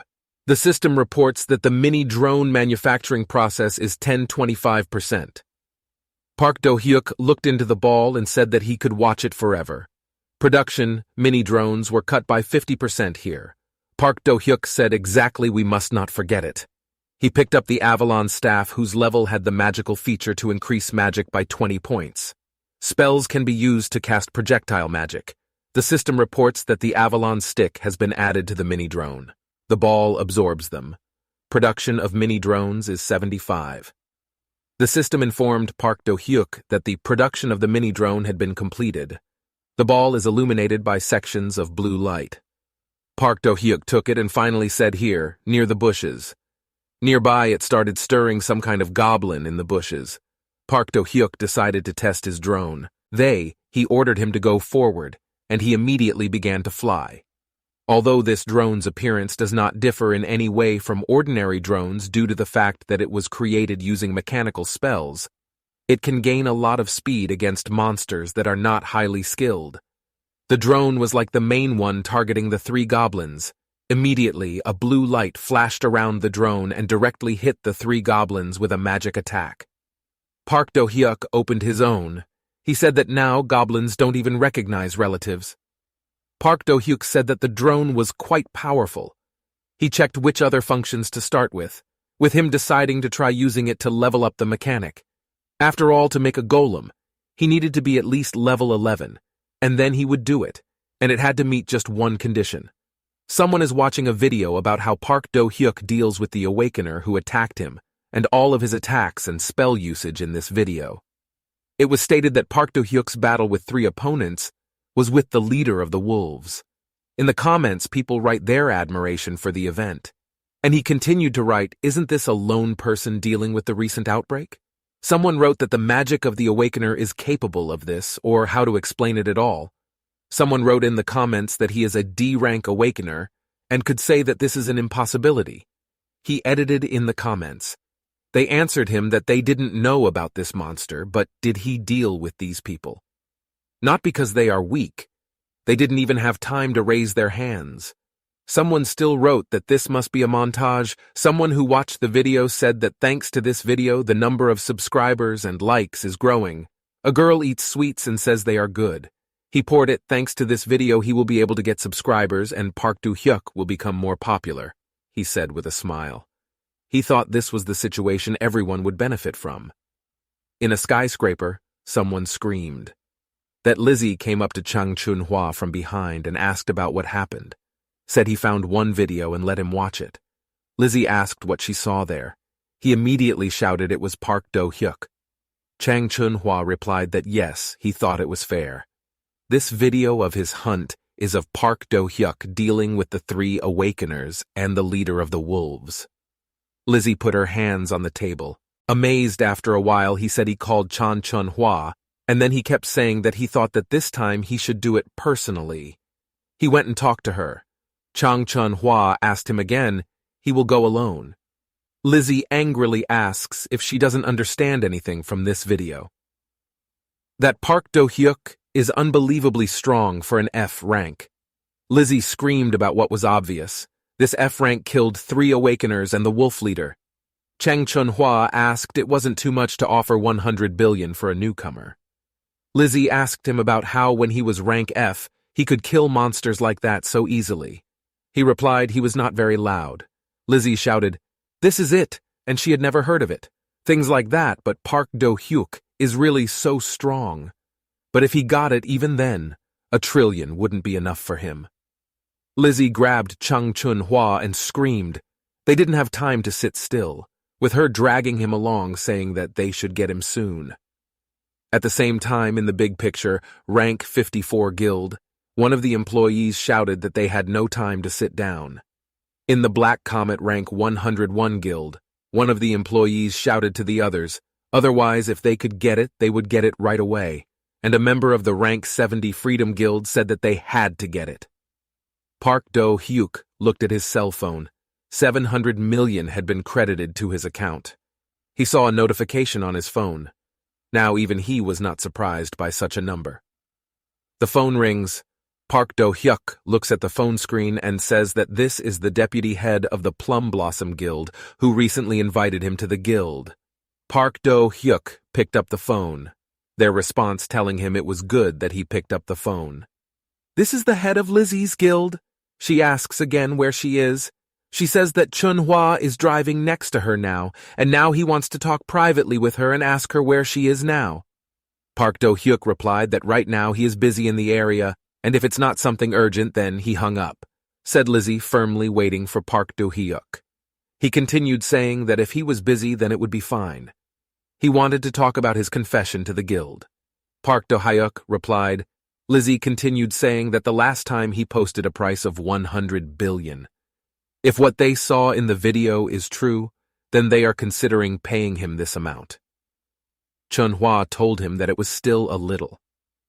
Lizzie put down the phone and yelled at him to shut up and watch the road. Park Do-hyuk called him immediately. He took the phone again and said, "Yes, how could he make him such an offer? He still agreed to it on that condition." Park Do-hyuk asked him about what he said there about the video. Lizzie said that yes, a man posted videos with her on YouTube. He didn't know about it. Park Do-hyuk said it was the first time he heard about it. He said he thought he needed to sort out the situation first. He hangs up. A clueless Lizzie asks him to wait, but Park Do-hyuk hangs up and Lizzie calls him into the void. He looks at the phone in amazement. Chun-hwa asked him to let go of this idiot. Lizzie grabbed her neck and screamed that she had nothing more to say. He coughed, screaming. Park Do-hyuk looked at his cell phone where there was a video of his fight playing out. He said that someone actually posted the video he made. His hand on the hood of the car and shout, "Who?" He exhaled. Park Do-hyuk thought that it looked like the video was posted for the sake of subscribers. Someone might have misunderstood and thought that. Park Do-hyuk clenches his fists in anger, thinking that because of all this people have discovered that he used spells. Then he needed to take advantage of this moment. Park Do-hyuk said that he would not join a guild, but he would be able to descend into dungeons, thereby increasing his level faster. He typed a message. Park Do-hyuk. He sent a message to anyone who wants him to join their guild, despite the fact that it wasn't him who posted the videos of his skills. He is no longer valued at 100 billion. Tonight at midnight he will. Tell them the reason if they are interested, then let them come to see. Elsewhere, the CEO of Blue Castle Group is seen criticizing his daughter's clothes. He told his daughter about the number of times he'd asked her to get dressed. And the daughter told the father that it was inconvenient for her to move around in the dungeons. At this time, his father told him that this armor could protect him from bad things. He asks why she is so attracted to this man, and also, she says, if she watched the video, and now she is absolutely sure that he said that she is a very extraordinary magician. He said he knew everything, but after watching the video with Park Do-hyuk, she believes he's not that simple. She asks her daughter if she thinks that Park Do-hyuk is worth a lot of money. She says she is not sure about Park Do-hyuk yet. He said with a smile that his intuition was never wrong. The girl believes that she thinks this is a wonderful thing. A newcomer F rank. He was inspired by Park Do-hyuk.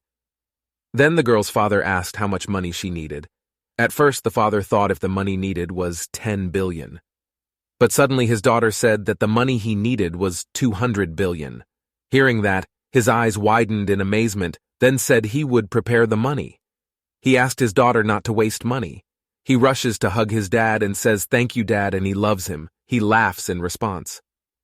The scene then switches to Gangnam, to be precise at Deus Market at 12 at night. That night there will be an auction that is slightly different from the usual auction. An MC girl named Lee Yoon. So then introduced Park Do-hyuk in front of the auction participants. Lee Yoon-so introduced the guests about the most hotly debated figure in society in recent days. He is Awakener, Park Do-hyuk. He takes the microphone and says, "Nice to meet you," then calls his name. He said, as everyone can see in the video, unlike others resurrecting a wizard after using magic, he doesn't need time to rest and collect mana. Then someone screamed, "What a lie, that never was. Anyone who can use magic without wasting mana." The one who screamed shouted at Park Do-hyuk and said to stop this joke, otherwise he must show his skills. Then Park Do-hyuk took the microphone and said, as they saw in the video, unlike other Awakener mages, he has no delay in using his skills. But the person still didn't believe him and said that the video was edited by Park Do-hyuk himself. Then in front of the crowd, Park Do-hyuk activated his skill. He spread his fingers and said, "Shield, armor." Suddenly the person who spoke in disbelief at him was surrounded by a shield that was made. Shield spells and armor were already active and protected those who were seated. The man next to him was talking about spells that were so fast there was no delay between spells. Then Park Do-hyuk asked about the fact that the speed is very different, isn't it? He asked about the fact that now the audience believes. Meanwhile, the man who had spoken earlier clenched his teeth in anger. Someone from the crowd said that he thought with a simple spell like a shield it was quite easy. With spell attacks he couldn't possibly do it. That Park Do-hyuk said that he assumed that they would start doubting that he was ready. He snapped his fingers and talked about showing them his skills. Then someone raised his hand saying if Park Do-hyuk doesn't mind, he wants to help him in demonstrating his skill. The one who pointed the hand just now was a tanker trained in the Blue Castle Guild. He's even stronger than a substitute scarecrow. Normally, when an awakened wizard is about to use a skill, they need time to cast a spell. But in the case of wizards, it would generally take them a long time to cast a spell, and they couldn't move during the spell. That's why wizards are so vulnerable to monster attacks. Therefore, the presence of a tanker is very important to protect them while casting spells. But for Park Do-hyuk, as long as he could cast his own spell, his spell would immediately activate. And because Park Do-hyuk doesn't take long to cast spells, he can move more freely. In terms of attack power, his spells weren't inferior to the average wizard's skills. On the contrary, his attack spells were stronger. This is the special thing about Park Do-hyuk. A girl dressed in white was seen walking towards Park Do-hyuk. She is Ma Sung-mi. Ma Sung-mi stepped up to Park Do-hyuk and said it was nice to meet you. He asks her if she is sure she will and gets over it. She replied that yes, she shouldn't worry. He looked away and said he thought he would definitely be better than his assistant. Besides, he wanted to personally experience the power of their spell. He told others that Ma Sung-mi summoned him. He worked for the guild for this demonstration he would show them. The characteristics of the console appear before others. They learn it. Lizzie studied it. The console said that she thought that with Ma Sung-mi's help, they would really be able to judge Park Do-hyuk's strength. The defense level cannot be raised by any other stats, points he could only rely on relics and physical defense. Ma Sung-mi's skill was 101, magic defense was 155. Lizzie said that if Ma Sung-mi had such an indicator under normal circumstances, then during a fight, they might be even higher. Park Do-hyuk remembers how he fought with the Awakener. He thought that apart from these three weaklings, it would be his chance to test his magic on the tankers. It specializes in defense. Park Do-hyuk said he plans to show all of his strength. Ma Sung-mi said he was ready. He raised his shield and was surrounded on all sides by the same sails. There was determination in his eyes, in that it was for the safety of the stage audience to be protected by the shield. Immediately the screen flashed which shielded the audience from the scene. Park Do-hyuk smiled. Many blue lights flashed around him. He said polar coherence magic harmony. The magic projectile blue lightning immediately charged at Ma Sung-mi, who they hit their open shields at. He held the shield, thinking that each of his punches was powerful, and Park Do-hyuk also launched 5 bullets at once. Park Do-hyuk immediately turned on the burning hands of his burning fingertips. The flame shot at Ma Sung-mi. The audience was shocked and screamed. Ma Sung-mi held the shield through gritted teeth. It started to disappear in a mess. He opened them wide-eyed in astonishment, and was shocked to think that the first line of defense had been destroyed, despite the fact that he is one of the strongest. D-rank awakener. He is still indestructible. Then someone asked him if he could show me something else. Ma Sung-mi held the shield with a smile and said, "She can still go on." He felt nothing at all, and let him show everything he was capable of. Ma Sung-mi smiled. Then the people in the audience who saw Park Do-hyuk's abilities scrambled to get him. If they can get Park Do-hyuk, they can make a great team. Park Do-hyuk speaks well, he understands. A blue light flashed in the air. All around him and his hands burning, he said thought there was enough play. Park Do-hyuk smiled. He used burning hands and blew flashier. Park Do-hyuk raised his hand.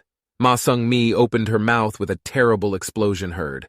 Shields were made to protect the audience and were destroyed. Lizzie opened her mouth in shock. Gang and Han and Min Sun-yul also opened their mouths in astonishment. They see the stage. Ma Sung-mi stood clutching his soot-covered shield. He was in shock. Park Do-hyuk rubs his head asking for forgiveness and says that he didn't. That means Ma Sung-mi didn't say anything. Her response was saying it was an honor to be hurt after all this time. Park Do-hyuk extended his hand to him and thanked him for his help. Ma Sung-mi took his hand and said it would be great to see him again. This is the end of registration. Park Do-hyuk tells the audience that now he wants to put forward his conditions.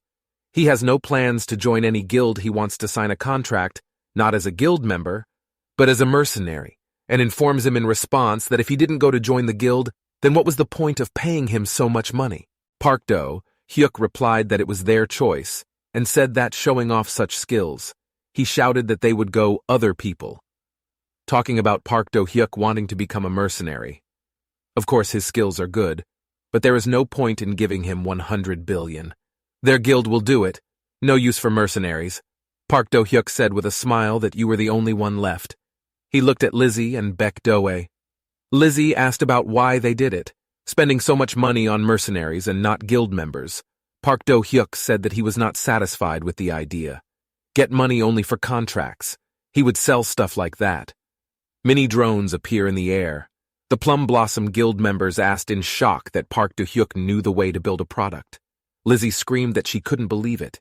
He didn't just use a spell. He screamed that he was a dual awakenerer. Then Park Do-hyuk deeply pressed his finger to his lips while saying it was a secret. Lizzie's screams were heard. 100 billion, she said. He accepted his terms. He offered him a 5-year contract. Their guild needed it. Park Do-hyuk said 150 billion and he would do it. Gave him 1.5 times what the guild would offer him. In the headlines, it was reported that Awakenerer Park Do-hyuk the F, rank rookie, signed a contract worth 150 billion won with Blue Castle Guild, with a duration of 3 years as a mercenary. It was reported in a different newspaper that rookie rank F Awakenerer Park Do-hyuk broke the existing contract record 30 times. A mercenary contract, and not a contract as a guild member. This unusual contract method caught the attention of many people. Park Do-hyuk is in the spotlight because of the unusual contract he made.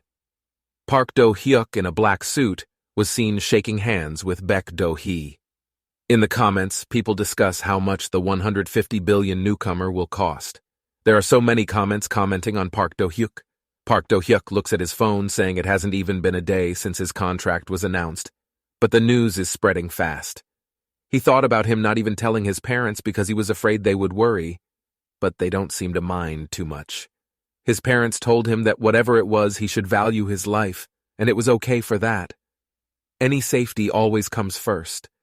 He wouldn't do anything that would make his mother cry. Mom and Dad are very worried about him. Park Do-hyuk thought with a smile about the relics he had been collecting. Some of these relics were a rare bracelet whose features increased wisdom by 25, increased magic by 20, increased attractiveness by 5 if used in a temple, then magic defense increased by 10 times. Recovery time was 3 days. Marathon runner shoes with their levels and rare features increase.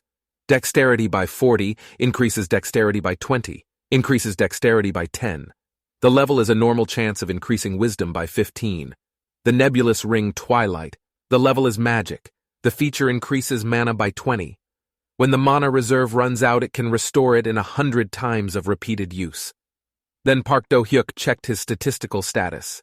Park Do-hyuk thought it was time to check the statistics. He studied its characteristics of wisdom and magic, already more than 300 remaining about 100. Park Do-hyuk said that he thought about it. Characteristics like him were already attractive at C rank. Now is the time to focus on learning spells, not relics. Park Do-hyuk said it was time to start. The sun is shining brightly on the skyscrapers. Park Do-hyuk stood in the lobby of the Blue Castle Guild.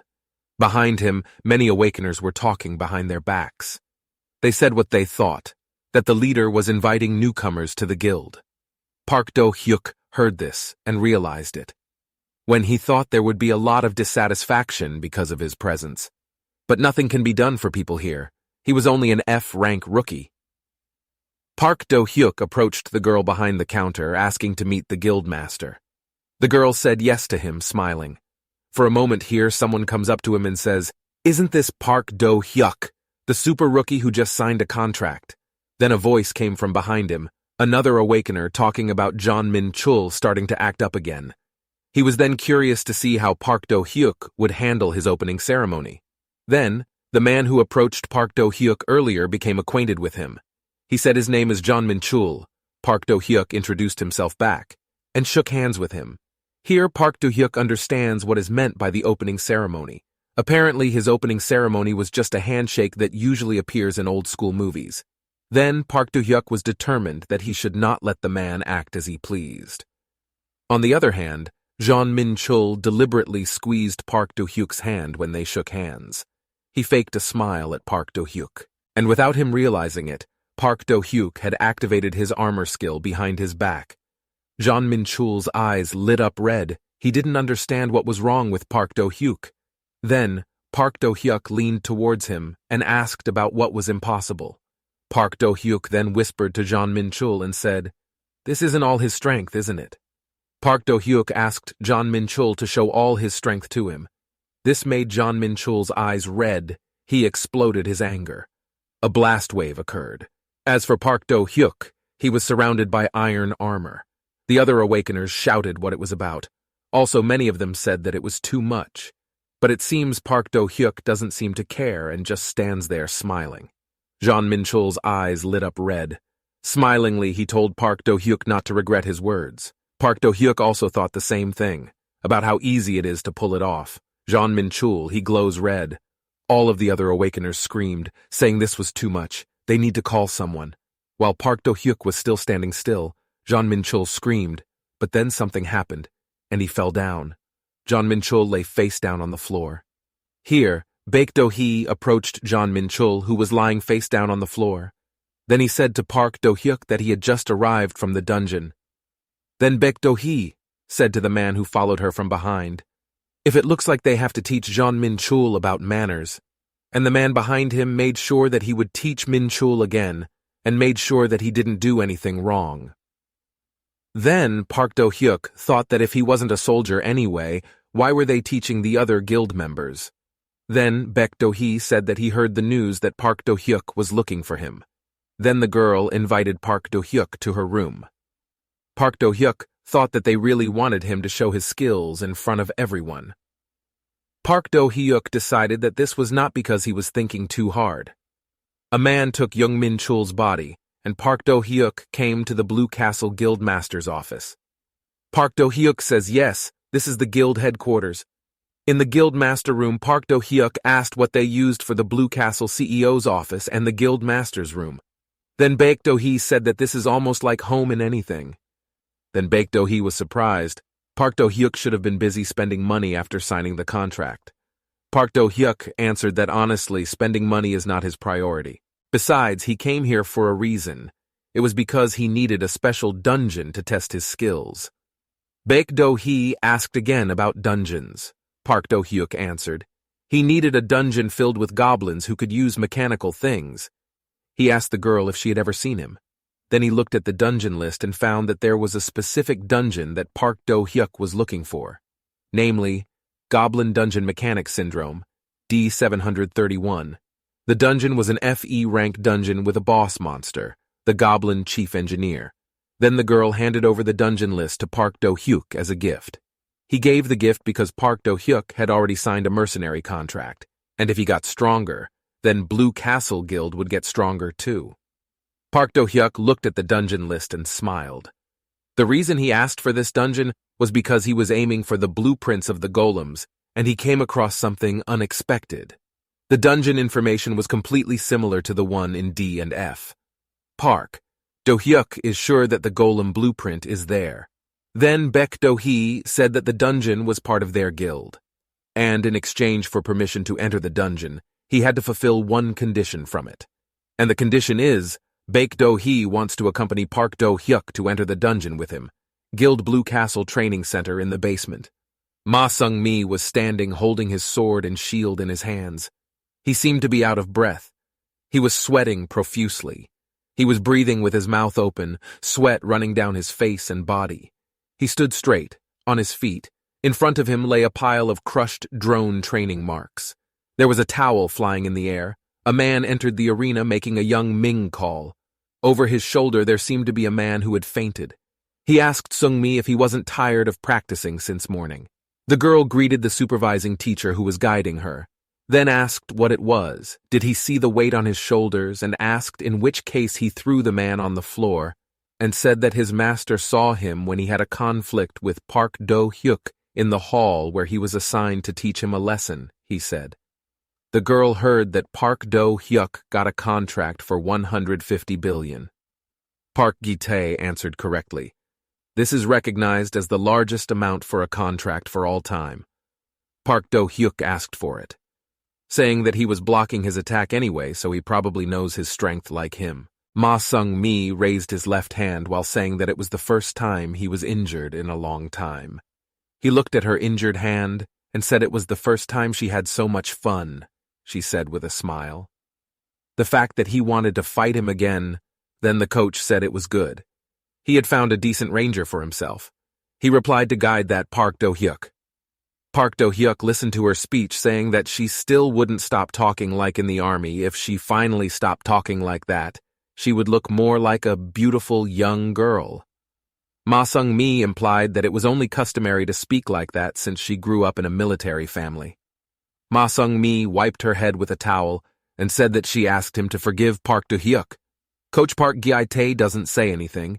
He will, in any case, he will try to defend it. That place would be great to combine them. Coach Park asks him not to go overboard with training, nothing good will come of it.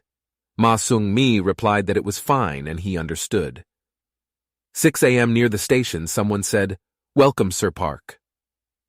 Park Do-hyuk told Baek Do-hee what he meant as a master, that he worked fast. He had not expected to make his first attack as an awakener so early in the morning. Baek Do-hee replied that it's nothing special, but she's part of their guild now, and it's worth getting used to. He also said that if he called the porter, only Park Do-hyuk would stay the most. Porter was an ordinary person who collected corpses, but it was expected that from the 7th best guild in the country, even their porter was an awakener. This is something like a training session for beginners to learn. What is a dungeon? It is an area that is likely to encounter monsters except during an outbreak, or almost zero territory. Park Do-hyuk asked if he could enter there. Baek Do-hee tells him that he understands and that it is too late to ask this, but as an awakener, Park Do-hyuk is confident that he can handle it on his own.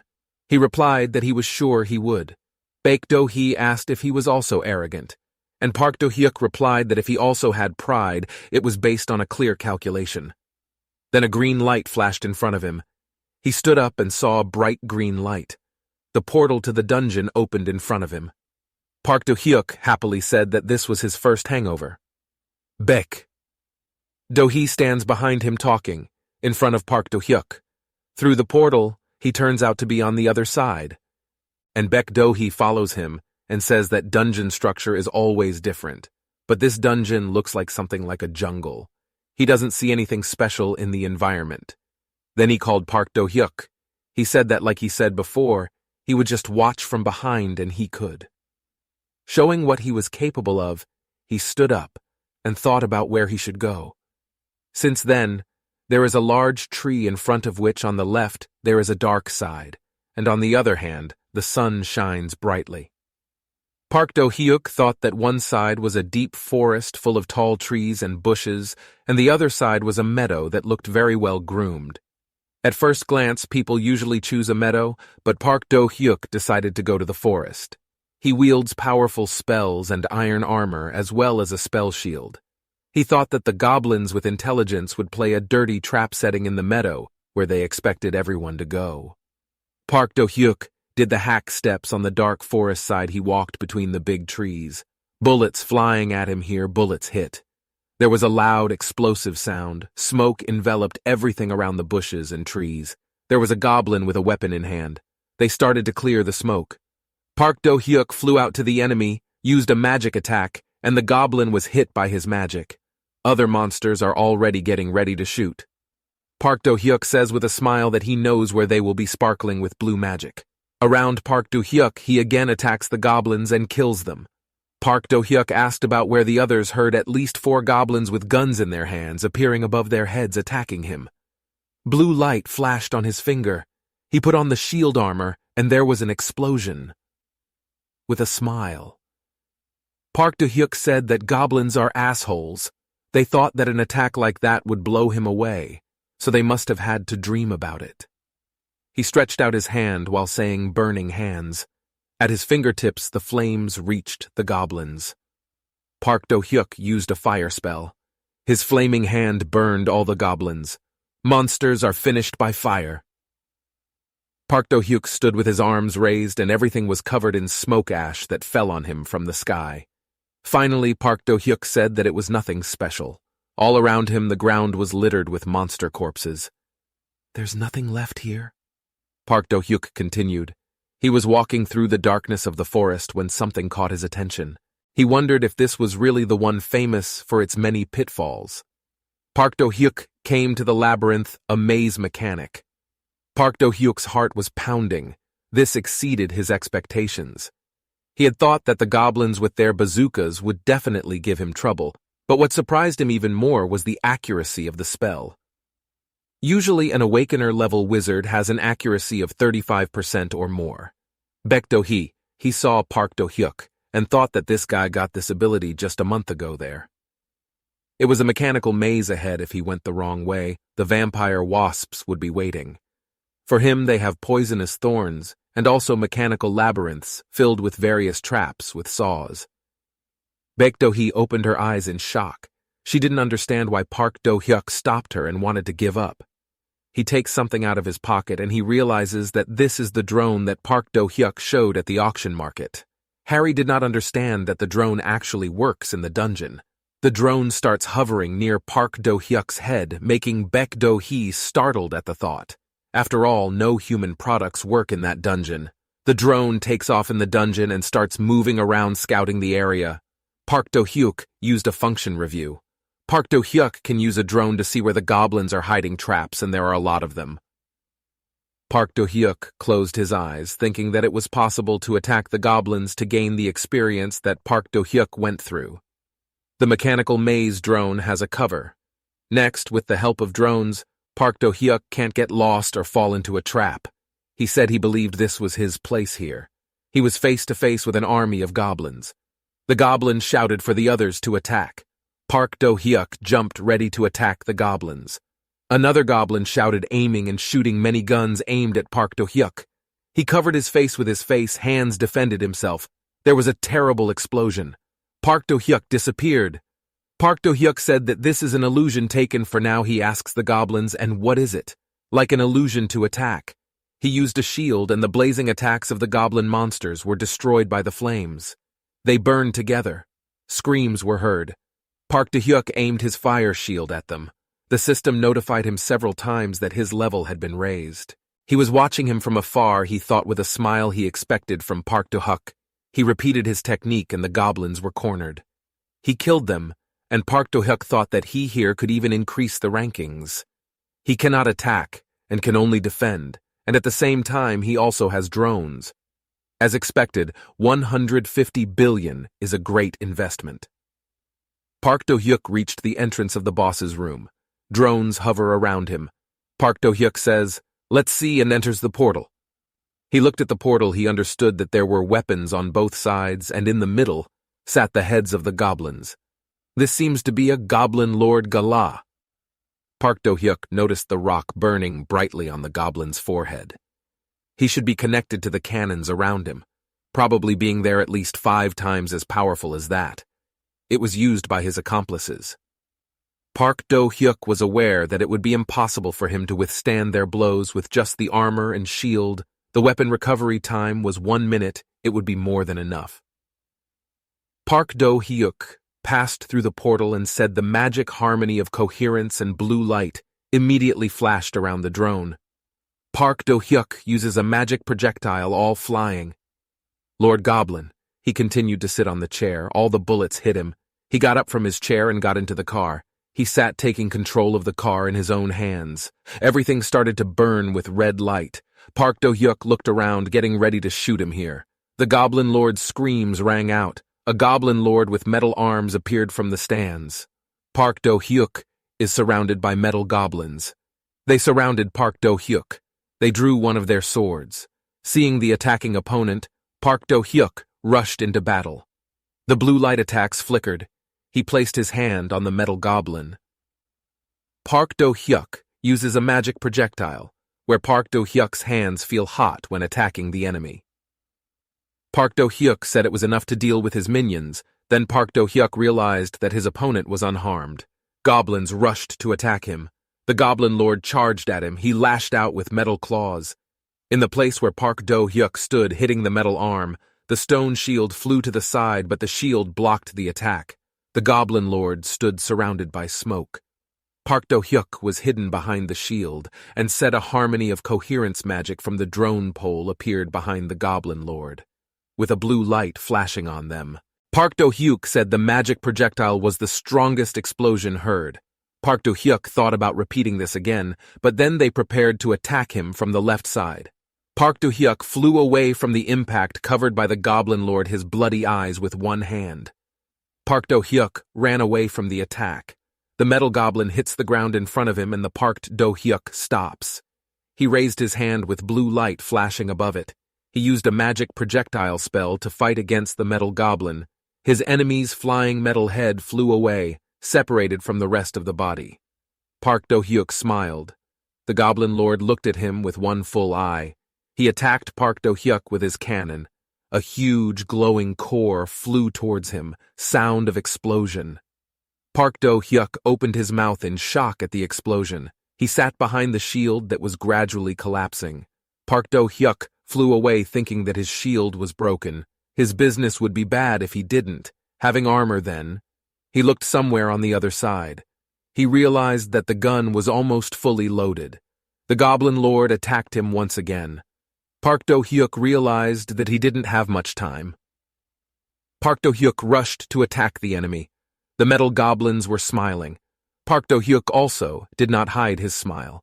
Park Do-hyuk created his own illusion with that he easily passed the Goblin Lord's minions he was watching, as the Goblin Lord prepared to attack him with his ken of weapons all around, also almost at the ready.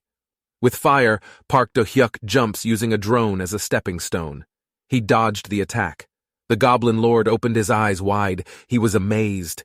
He stretched out his hand in front of him, shouting burning hands at him. Fingertips and fists, blazing pillars of fire came from his hands towards the Goblin Lord. The Goblin Lord screamed in pain. Park Do-hyuk smiled. The Goblin Lord's hands were burning. He grabbed his neck. He opened his mouth in shock. The fire on the gun turns green, ready to fire. The monster's hand gripped Park Do-hyuk's neck. The goblin monster growled, opening its horrified mouth. The Goblin Lord clasped his hands around Park Do-hyuk's neck. The Goblin Lord strangled Park Do-hyun's neck. While Baek Do-hee saw that, he got ready to shoot the gun. He pulled out his sword, thinking that he couldn't let Park Do-hyuk be killed like this. He had to intervene. Orange lightning began to surround him. Baek Do-hee took out a weapon that flashed orange light. Here he was surprised by something that Park Do-hyuk described. Her symbol appeared in the air with pink flames. She was using a sweet whisper of seduction. She was using an incantation. The Goblin Lord, being mesmerized by it, thought Park Do-hyuk was perfect with a smile, and it turned out that all the guns were shooting all the bullets from the cannons that were flying at him. The Goblin Lord and Baek Do-hee. They surprise here from behind the Goblin Lord, and his huge armor leans towards him. He protects him. Park Do-hyuk protected him with his armor from the cannon fire. It was a cannon that hit and instantly defeated the Goblin Lord. Park Do-hyuk stood surrounded by clouds and smoke. He didn't understand what had just happened and why the boss only protected Park Do-hyuk.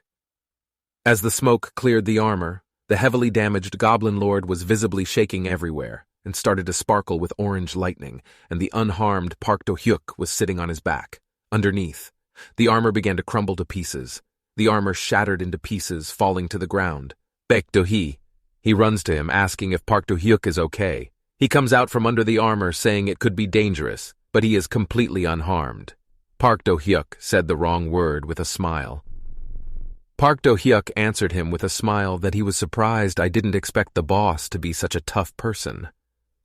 Park Do-hyuk wiped a speck of dust from his shoulder, saying that he thought he would end it with burning hands of fire. However, it ended as he expected. Behind him was a pile of armor that didn't move. Light smoke emanated from the weapon. The Goblin Lord died, his body lying in a pile of armor. The system informs Park Do-hyuk that his level has increased by 4 times his level. His level has been raised. He is now a level 20 mage. Park Do-hyuk's heart was happy because he got a lot of experience because he killed the boss alone, and after the death of the Goblin Lord there was a bunch of items left. Baek Do-hee called him, saying that he had a lot of questions about the spell. It was only used against bosses, but he'll be gone now, giving him some time to check the dropped items. Baek Do-hee said with a smile that today's attack proved to her that she is really worth the money. She can't wait to continue working with him. The guild master left after saying these words, and Park Do-hyuk started going through the remaining items. After facing a mid-level boss, Park Do-hyuk obtains Spellbook Level 2, a stone chamber with 50+ powers, a spider web with the ability to shoot webs which allows him to bind enemies. There is a Level 2 spellbook, a mirror to summon clones. It can reflect movement. There is also a scroll with a diagram of the golem. This was a complete version of the mid-grade golem that allowed him to do so, namely creating a golem using medium-level space stones, as well as a 5-page schematic diagram of a mechanical golem from bomb goblins. 3 types of bombs can be made using this system. Park Do-hyuk thought that he would finally do it. He could leave this dungeon with a console. Park Do-hyuk said that since he received second-class spells and schemes, he can go straight away. 3 days later, in the underground training room of Guild Blue Castle, a voice from the speaker asked Park Do-hyuk if he was sure he could handle this. Then he said yes.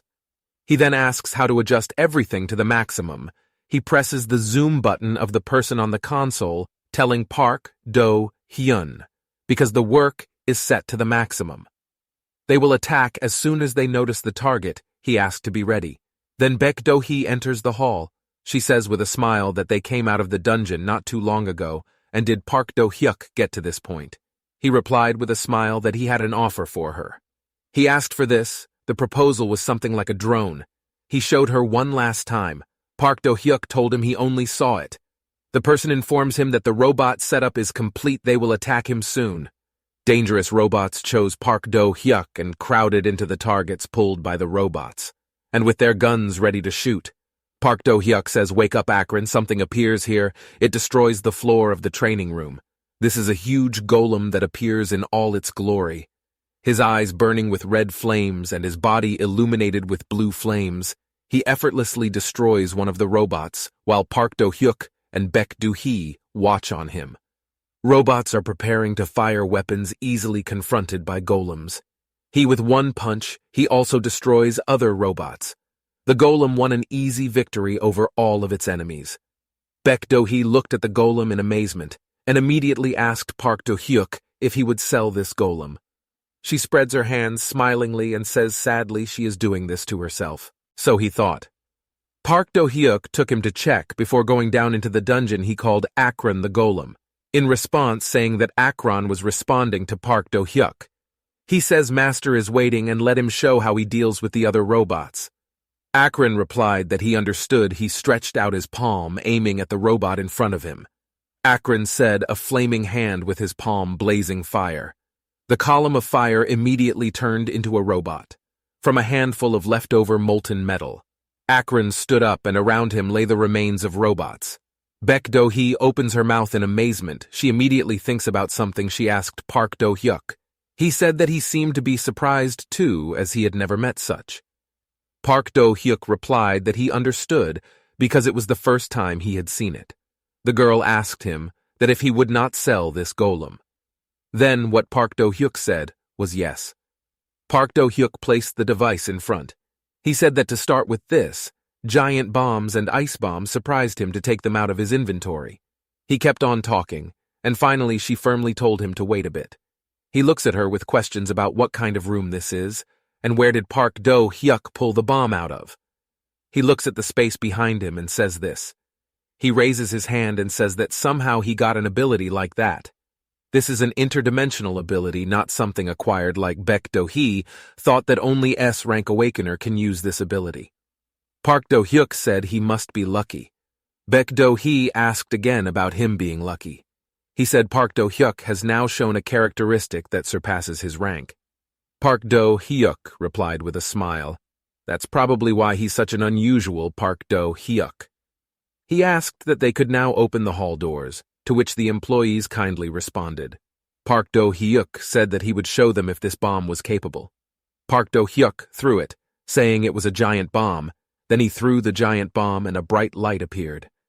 There was a strong explosion that sounded. Something around it was engulfed in flames. A huge column of fire rose. The worker who saw this told his master and said that this is a great power. After the explosion, the walls were covered with stones. The simple space was melting. It could end badly if the temperature wasn't brought down. Park Do-hyuk told them not to worry. He was about to find out. With this, an ice bomb appeared on his body. He threw it and said that this bomb was the second line. Immediately, a large ice crystal appeared in its place. All the walls in the surrounding space fell down and were covered with ice. Park Do-hyuk said the ice is temporary and will disappear in 10 seconds. Baek Do-hee asked about the effect of the bombs, to which he smiled back that he liked them and asked to show her the last one. Park Do-hyuk said in response that he needed him to wear this first. Before doing this, he gave Baek Do-hee his sunglasses. Do-hee was surprised when he took it. He put his glasses on, saying that Park Do-hyuk had prepared well. Park Do-hyuk threw the last bomb, which immediately blinded his eyes. Immediately there was a flash of bright light. The bright light covers everything around. Baek Do-hee from her glasses and says that the 3 bombs seem very useful. He asked the price of their production.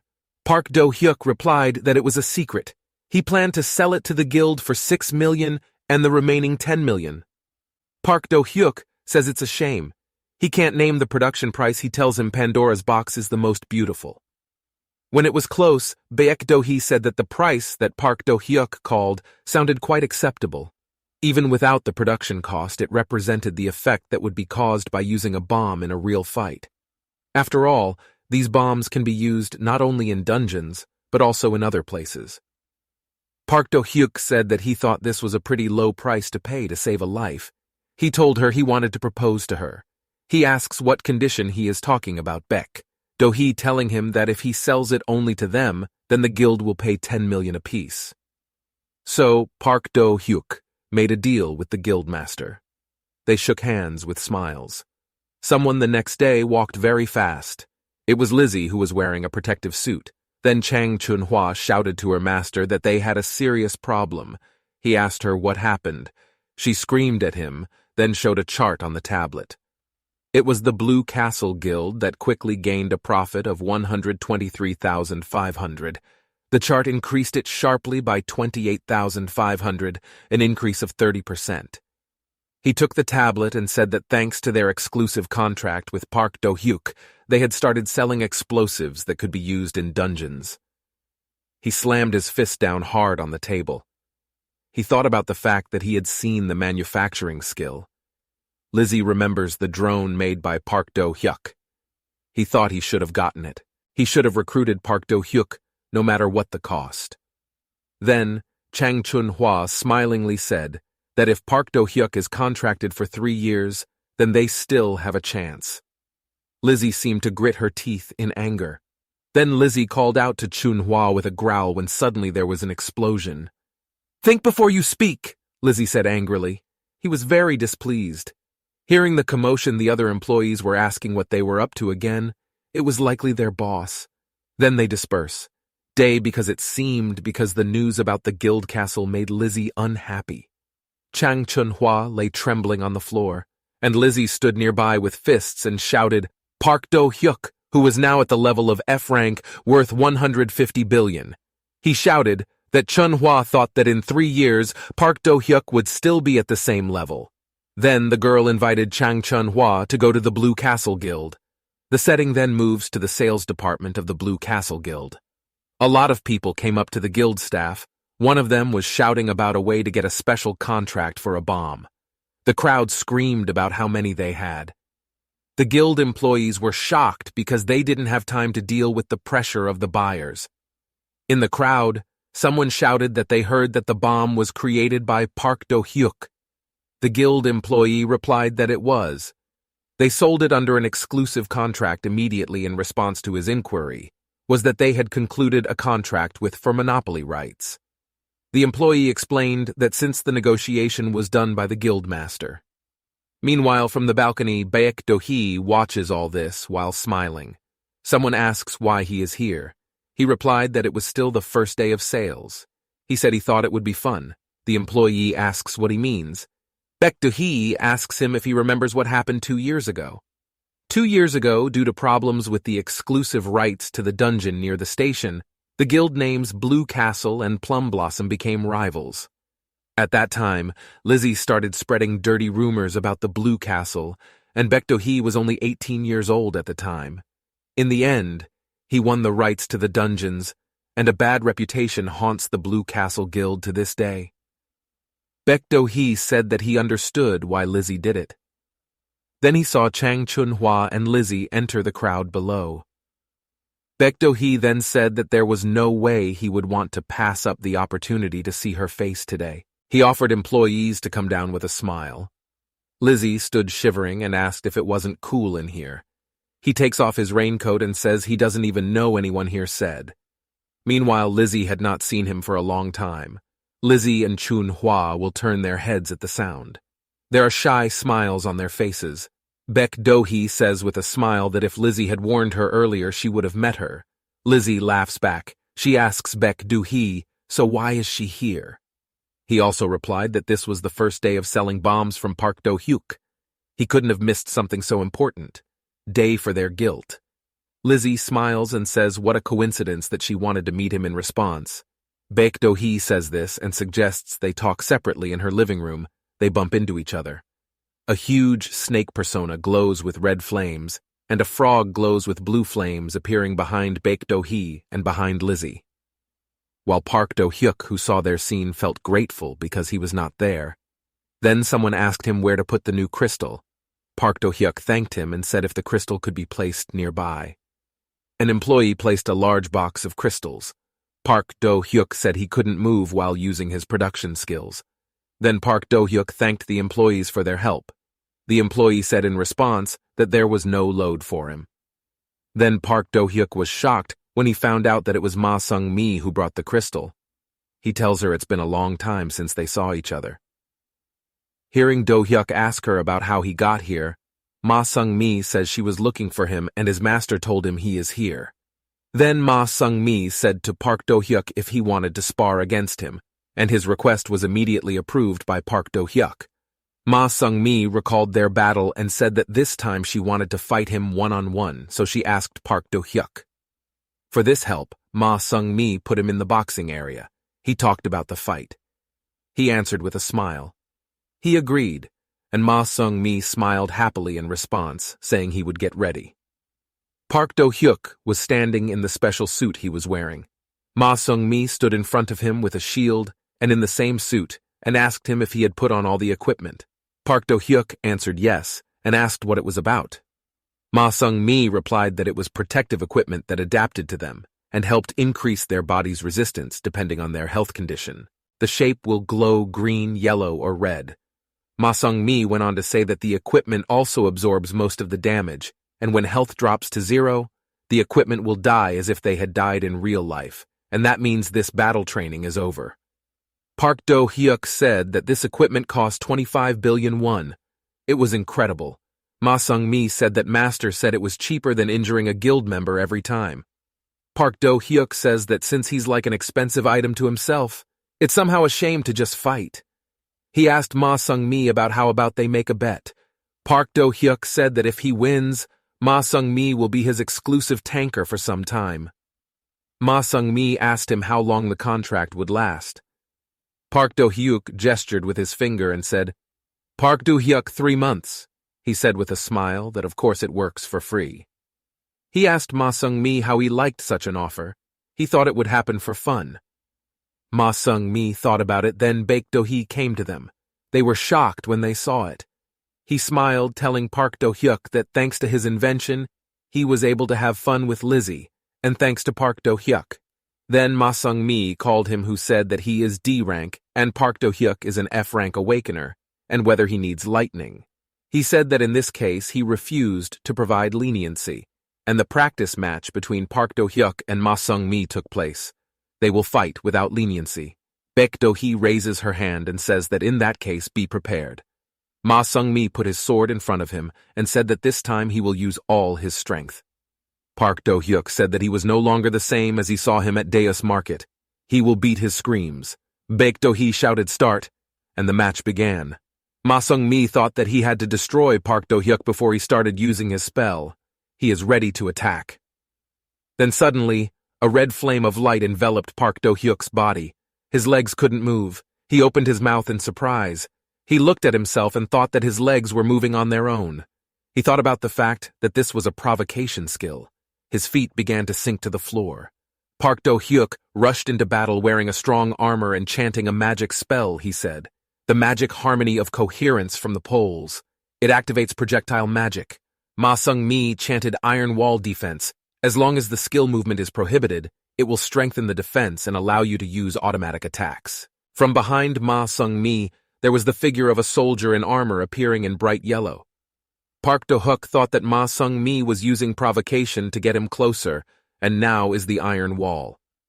To increase his defense, Ma Sung-mi is waiting for an opportunity to launch a counterattack. This strategy is sufficient for standard defense. Park Do-hyuk thought that he could only break through with fire, but a blue flame flashed on his finger. Park Do-hyuk thought that this was not the result he wanted. Projectile magic appeared in the air. Blue energy flashed around Ma Sung-mi. It completely surrounded the girl's figure. Ma Sung-mi looked around through the curtains. She realized that she was surrounded by a smoke screen. He uses a monolocator. It allowed the user to feel mana for 3 minutes. He saw lots of blue light in the smoke. Ma Sung-mi asked, surprised that Park Do-hyuk had used up so much energy. He opened his eyes and was shocked by a blue projectile. Magical energy flew into him from all sides. With all his might, he flew to the sides, opened his arm. Ma Sung-mi canceled the iron wall and used wind speed. It increased the speed by 40 for 5 seconds. This ability takes 20 seconds. He quickly rushed to attack Park Do-hyuk, who was still flying. After the final blow, Ma Sung-mi raised his sword to attack, whereupon his sword burned with a bright purple part of the light. Park Do-hyuk opened his mouth in shock when he saw this attack. Ma Sung-mi hit him once in the chest with a sword, then also forcefully hit him in the chest again after that. Ma Sung-mi hit Park Do-hyuk in the chest for the 3rd time with sword in hand. Ma Sung-mi was burning with a bright purple light. He who was making preparations to attack again, he rushed into battle holding a weapon in front of him. In an instant, a purple power broke from his flying sword and went straight to Park Do-hyuk. The girl slammed him to the floor, causing it to collapse and Ma Sung-mi to stand up. He saw a pile of rocks where Park Do-hyuk fell and smoke billowing from there. Baek Do-hee, watching the fight, spoke with a smile about what to expect from their guild members. He could refine his skills in no time. All they did was not see each other, so he noticed that. Ma Sung-mi seems to be bound by a blue thread. Baek Do-hee's eyes widened in shock. Ma Sung-mi was bound by that blue glowing thread. She couldn't move. The more she moved, the more the net entangled her. He asked what it was about. The figure of Ma Sung-mi, who is still entangled, tries to escape. Baek Do-hee touches the thread and says it is shiny and sticky. It was a spider web. Then he looked up and saw something. It startled him. He realized that the entire room was covered in cobwebs. Ma Sung-mi said that he couldn't move. He asked Park Do-hyuk, who had appeared, what it was about. He looked around with a smile and said that, while there was smoke here, he installs it. Park Do-hyuk says that no matter how these clothes protect them, he still doesn't want to hurt his Ma Sung-mi. He says that it turns out that Park Do-hyuk is approaching not because of a lack of mana. He replies with a smile that he wants him to launch an attack and deactivate the iron wall, although it is quite dangerous to remove the iron wall. Ma Sung-mi opened her mouth in amazement, and then she smiled. He said that he lost in this, but next time he will definitely win. Park Do-hyuk then said that next time they would do it again. Then Ma Sung-mi asked Park Do-hyuk to free him from this net. Park Do-hyuk apologized with a smile. He forgot because he was too late in the conversation. Then they both turned to look away. The one clapping those hands who spoke was Baek Do-hee, who said they both did a good job. He held Park Do-hyuk's hand and said that he was the winner of this fight. He then said if he handed over Ma Sung-mi to Park Do-hyuk. Of course, Park Do-hyuk answered yes with a smile. In the White Lotus Guild office, the girl stood at the window and watched the sunset. A man approached him from behind, addressing him as Vice Guild Master. He said that mercenaries had just arrived in the country. He asked in response like this. After that, he inquired about how they positioned the guards. Employee answer, yes, of course. The man continues saying that transactions are made out through Spider Ghost account, and it will not lead to him. The girl told him she would do a great job and could leave. The man walks away, leaving her alone. Girl sees how the door has closed. Behind him, looking at the phone, is a photo of Park Do-hyuk and Baek Do-hee shaking hands after signing the contract. He said Park Do-hyuk's abilities were like a golden goose, but he decided to go to the Blue Castle instead of the girls' guild.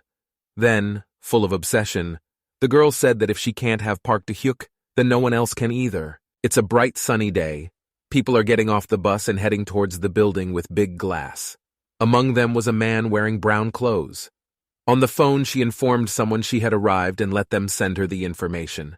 Another man in a black suit tells Mr. Sung that Seoul is really a beautiful city, and this place is filled with beautiful women. Then he replied as soon as they finish all the business, they will be back soon. They would return as fast as they could after defeating that person. Then someone told him again that the bastard Park Do-hyuk is very famous, and they can find it in one day. Then they split up and started looking for him, but the man asked his partners if they thought the price on his head was a bit high for an F rank. In response, he was informed. They tell their people they have to start doing it. In the cave, there are shining blue crystals on the walls. Monsters with bone helmets on their faces came out in the dark. Then one of the monsters got punched in the face. He flew to the side after Ma Sung-mi's attack, and the other monsters were pierced by Ma Sung-mi's sword blows from both sides. He pulled his arms aside. 3 monsters with guns rushed him at once, exposing spears to him. He breathed heavily and looked at his opponents as blue energy flashed behind him, and flashes of blue energy flew past him, facing the opponents. They hit all 4 monsters at once. They were scorched, and the stricken bodies lay right in front. Ma Sung-mi thought about the fact that she felt it during their argument, but Park Do-hyuk's strength when attacking bothers him. Park Do-hyuk told him to finish here as soon as possible. These people put him on a melancholic side. Ma Sung-mi thought that with the power of spells, Park Do-hyuk didn't even need a tanker like himself. Ma Sung-mi thought in anger that she couldn't afford to be a tanker who could help the team. All she thought she had to do was find something she could to help. He should be more useful. Park Do-hyuk asked him what he was thinking about. He replied that it wasn't there. He was just a little stuck about thinking of something. Ma Sung-mi told him that who would have thought that his drone could be used in dungeons. One of them hovered near Park Do-hyuk's head. He told her with a smile that if they continued, they would see something more interesting. He told her that he did say that he could talk to her informally. He asked her about the fact that it was still difficult for her to switch. He did not know what to answer what. Ma Sung-mi pursed her lips. Then Park Do-hyuk said that there are many people who have difficulty speaking casually, so he asked Ma Sung-mi to do it slowly. Then Ma Sung-mi agreed. Park Do-hyuk continued to say, if this is their first day, then they will continue to use buffs, so they can be faster.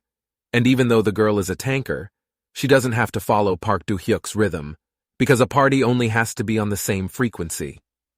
Ma Sung-mi also agreed with what Park Do-hyuk said. Here a monster approached them from inside the cave. They turned towards this sound was a huge monster with red eyes appeared. Park Do-hyuk said that this is the main monster of the dungeon. Ma Sung-mi opened his mouth when he saw they were trolls. They are very big, slow, and have high regeneration, but they are not too difficult to beat. But there are exceptions. Park Do-hyuk says he relies on him to fight the trolls and goblins inside. He replied he was so accurate, but he was afraid it would be hard to hold it out for long. Park Do-hyuk told him. For now, a blue light flashed in his eyes. He would deal with the goblin shaman for now. When the trolls are with the goblin shaman, they will receive several buffs. The trolls and goblins will be as strong as a berserk. They started attacking. Then, on the other side, Park Do-hyuk shouted for Akron. Akron is a golem created by Park Do-hyuk. Akron immediately appeared. He hit one of the trolls so that they flew away from him. He hit his head on the ground. The golem stood and looked at the opponent it had defeated. Ma Sung-mi opened her eyes in shock, not understanding what the robot looked like. Park Do-hyuk told her not to worry about his Akron golem. She said she would leave him to help her. Park Do-hyuk said that reality was out of control of the eye, and see-through he dissolved into the dungeon. Slowly the blue light disappeared into the darkness, until Ma Sung-mi realized that he had disappeared. Park Do-hyuk used the invisibility skill. The girl thought that she had been amazed by her golem, and now she was even more amazed by the invisibility skill that only B-rank awakeners could learn. He was waiting for how much more ability Park Do-hyuk has. Then, Ma Sung-mi fought the trolls in the cave. Elsewhere was sitting a man who was beaten. He was covered in wounds. His clothes were torn and covered in blood. He asked someone why they did it. Said a man with fiery red eyes. They just clean the trash off the floor unless there's a special reason it's needed for men. He said that the man who was beaten was just lucky because it was only bleeding. One of them, the masked man, asks the others if they found anything that the other masked man told him, that he noticed Park Do-hyuk's footprints while he was exploring the area, which he says won't be that easy. A man with long hair and a mask asked Mr. Sung which Koreans shouldn't have, due to the fact that the gate was poorly guarded. Mr. Sung said that Korea is a small country. All he asked his partner if they would have an extra hand for protection. Besides, this was a D-rank dungeon, so they were placing first that came to protect it. Then they rushed to find Park Do-hyuk, so that their task was completed and they could get out of there as soon as possible. Akron and Ma Sung-mi fight the trolls.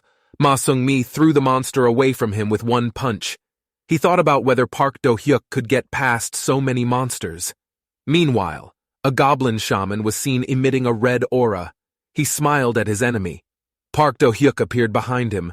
Goblin shaman felt someone's presence and turned his head. He said, his alohomora and staff glowed red and symbols appeared on the ground around him.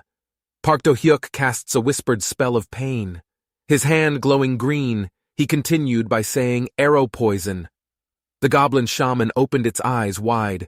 He was hit by Park Do-hyuk. The goblin shaman was hit in the head, and Park Do-hyuk, who was standing and looking at the gap in the enemy's head, smiled. The troll raised its fist to punch, started punching into Ma Sung-mi's shield, which it blocked. Monster attacked Ma Sung-mi, then jumped to the other side. He got around the monster from the other side.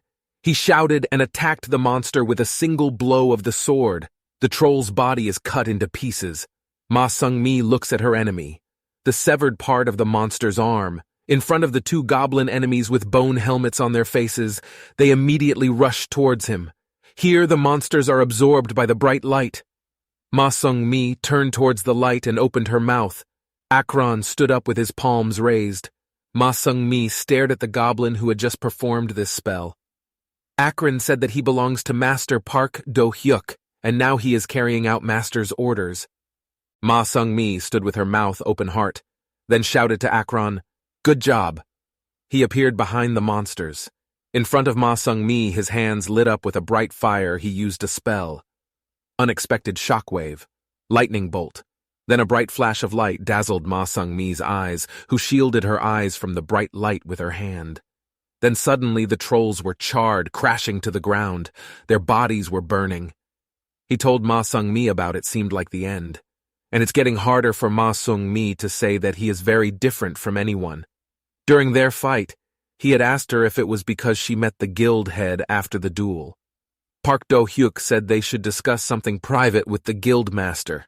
Right after the sparring, Park Do-hyuk bought 3 books using the guild library with the permission of the guild master. At first glance, the book looks like an ordinary, useless book. But because Park Do-hyuk had the identify spell, which could identify the true value of an item, he was able to find the spell book he wanted. Like the invisibility spell, the caster of this spell will become invisible. However, the effect will disappear when the spell user attacks. Then Park Do-hyuk again explained about the acid arrow spell, which is a spell that shoots poison arrows forward. Lightning bolt, which is a spell to shoot lightning forward which can cause an electric shock to nearby objects. Park Do-hyuk also asked Ma Sung-mi if they would continue their studies again. Then they resumed fighting again. Park Do-hyuk fought using his spells while Ma Sung-mi fought with his weapon, and Akron also dealt with monsters. Ma Sung-mi said it seemed that there wasn't much left. Park Do-hyuk told him that he could rest. Ma Sung-mi replied that no, he didn't feel tired. He offered her to relax together. But there was something that surprised them both. They turned their heads. Then Park Do-hyuk activated the invisibility spell and released the drone there. He saw 3 masked men enter the dungeon. He thought that these people weren't from the guild. Park Do-hyuk thought that the entrance must be guarded by people from the department. He asked who this foreigner was. Then he called Ma Sung-mi. He asked him what he usually did when someone who was not invited entered the dungeon. Then the girl replied that they would first double-check the permit to enter the dungeon.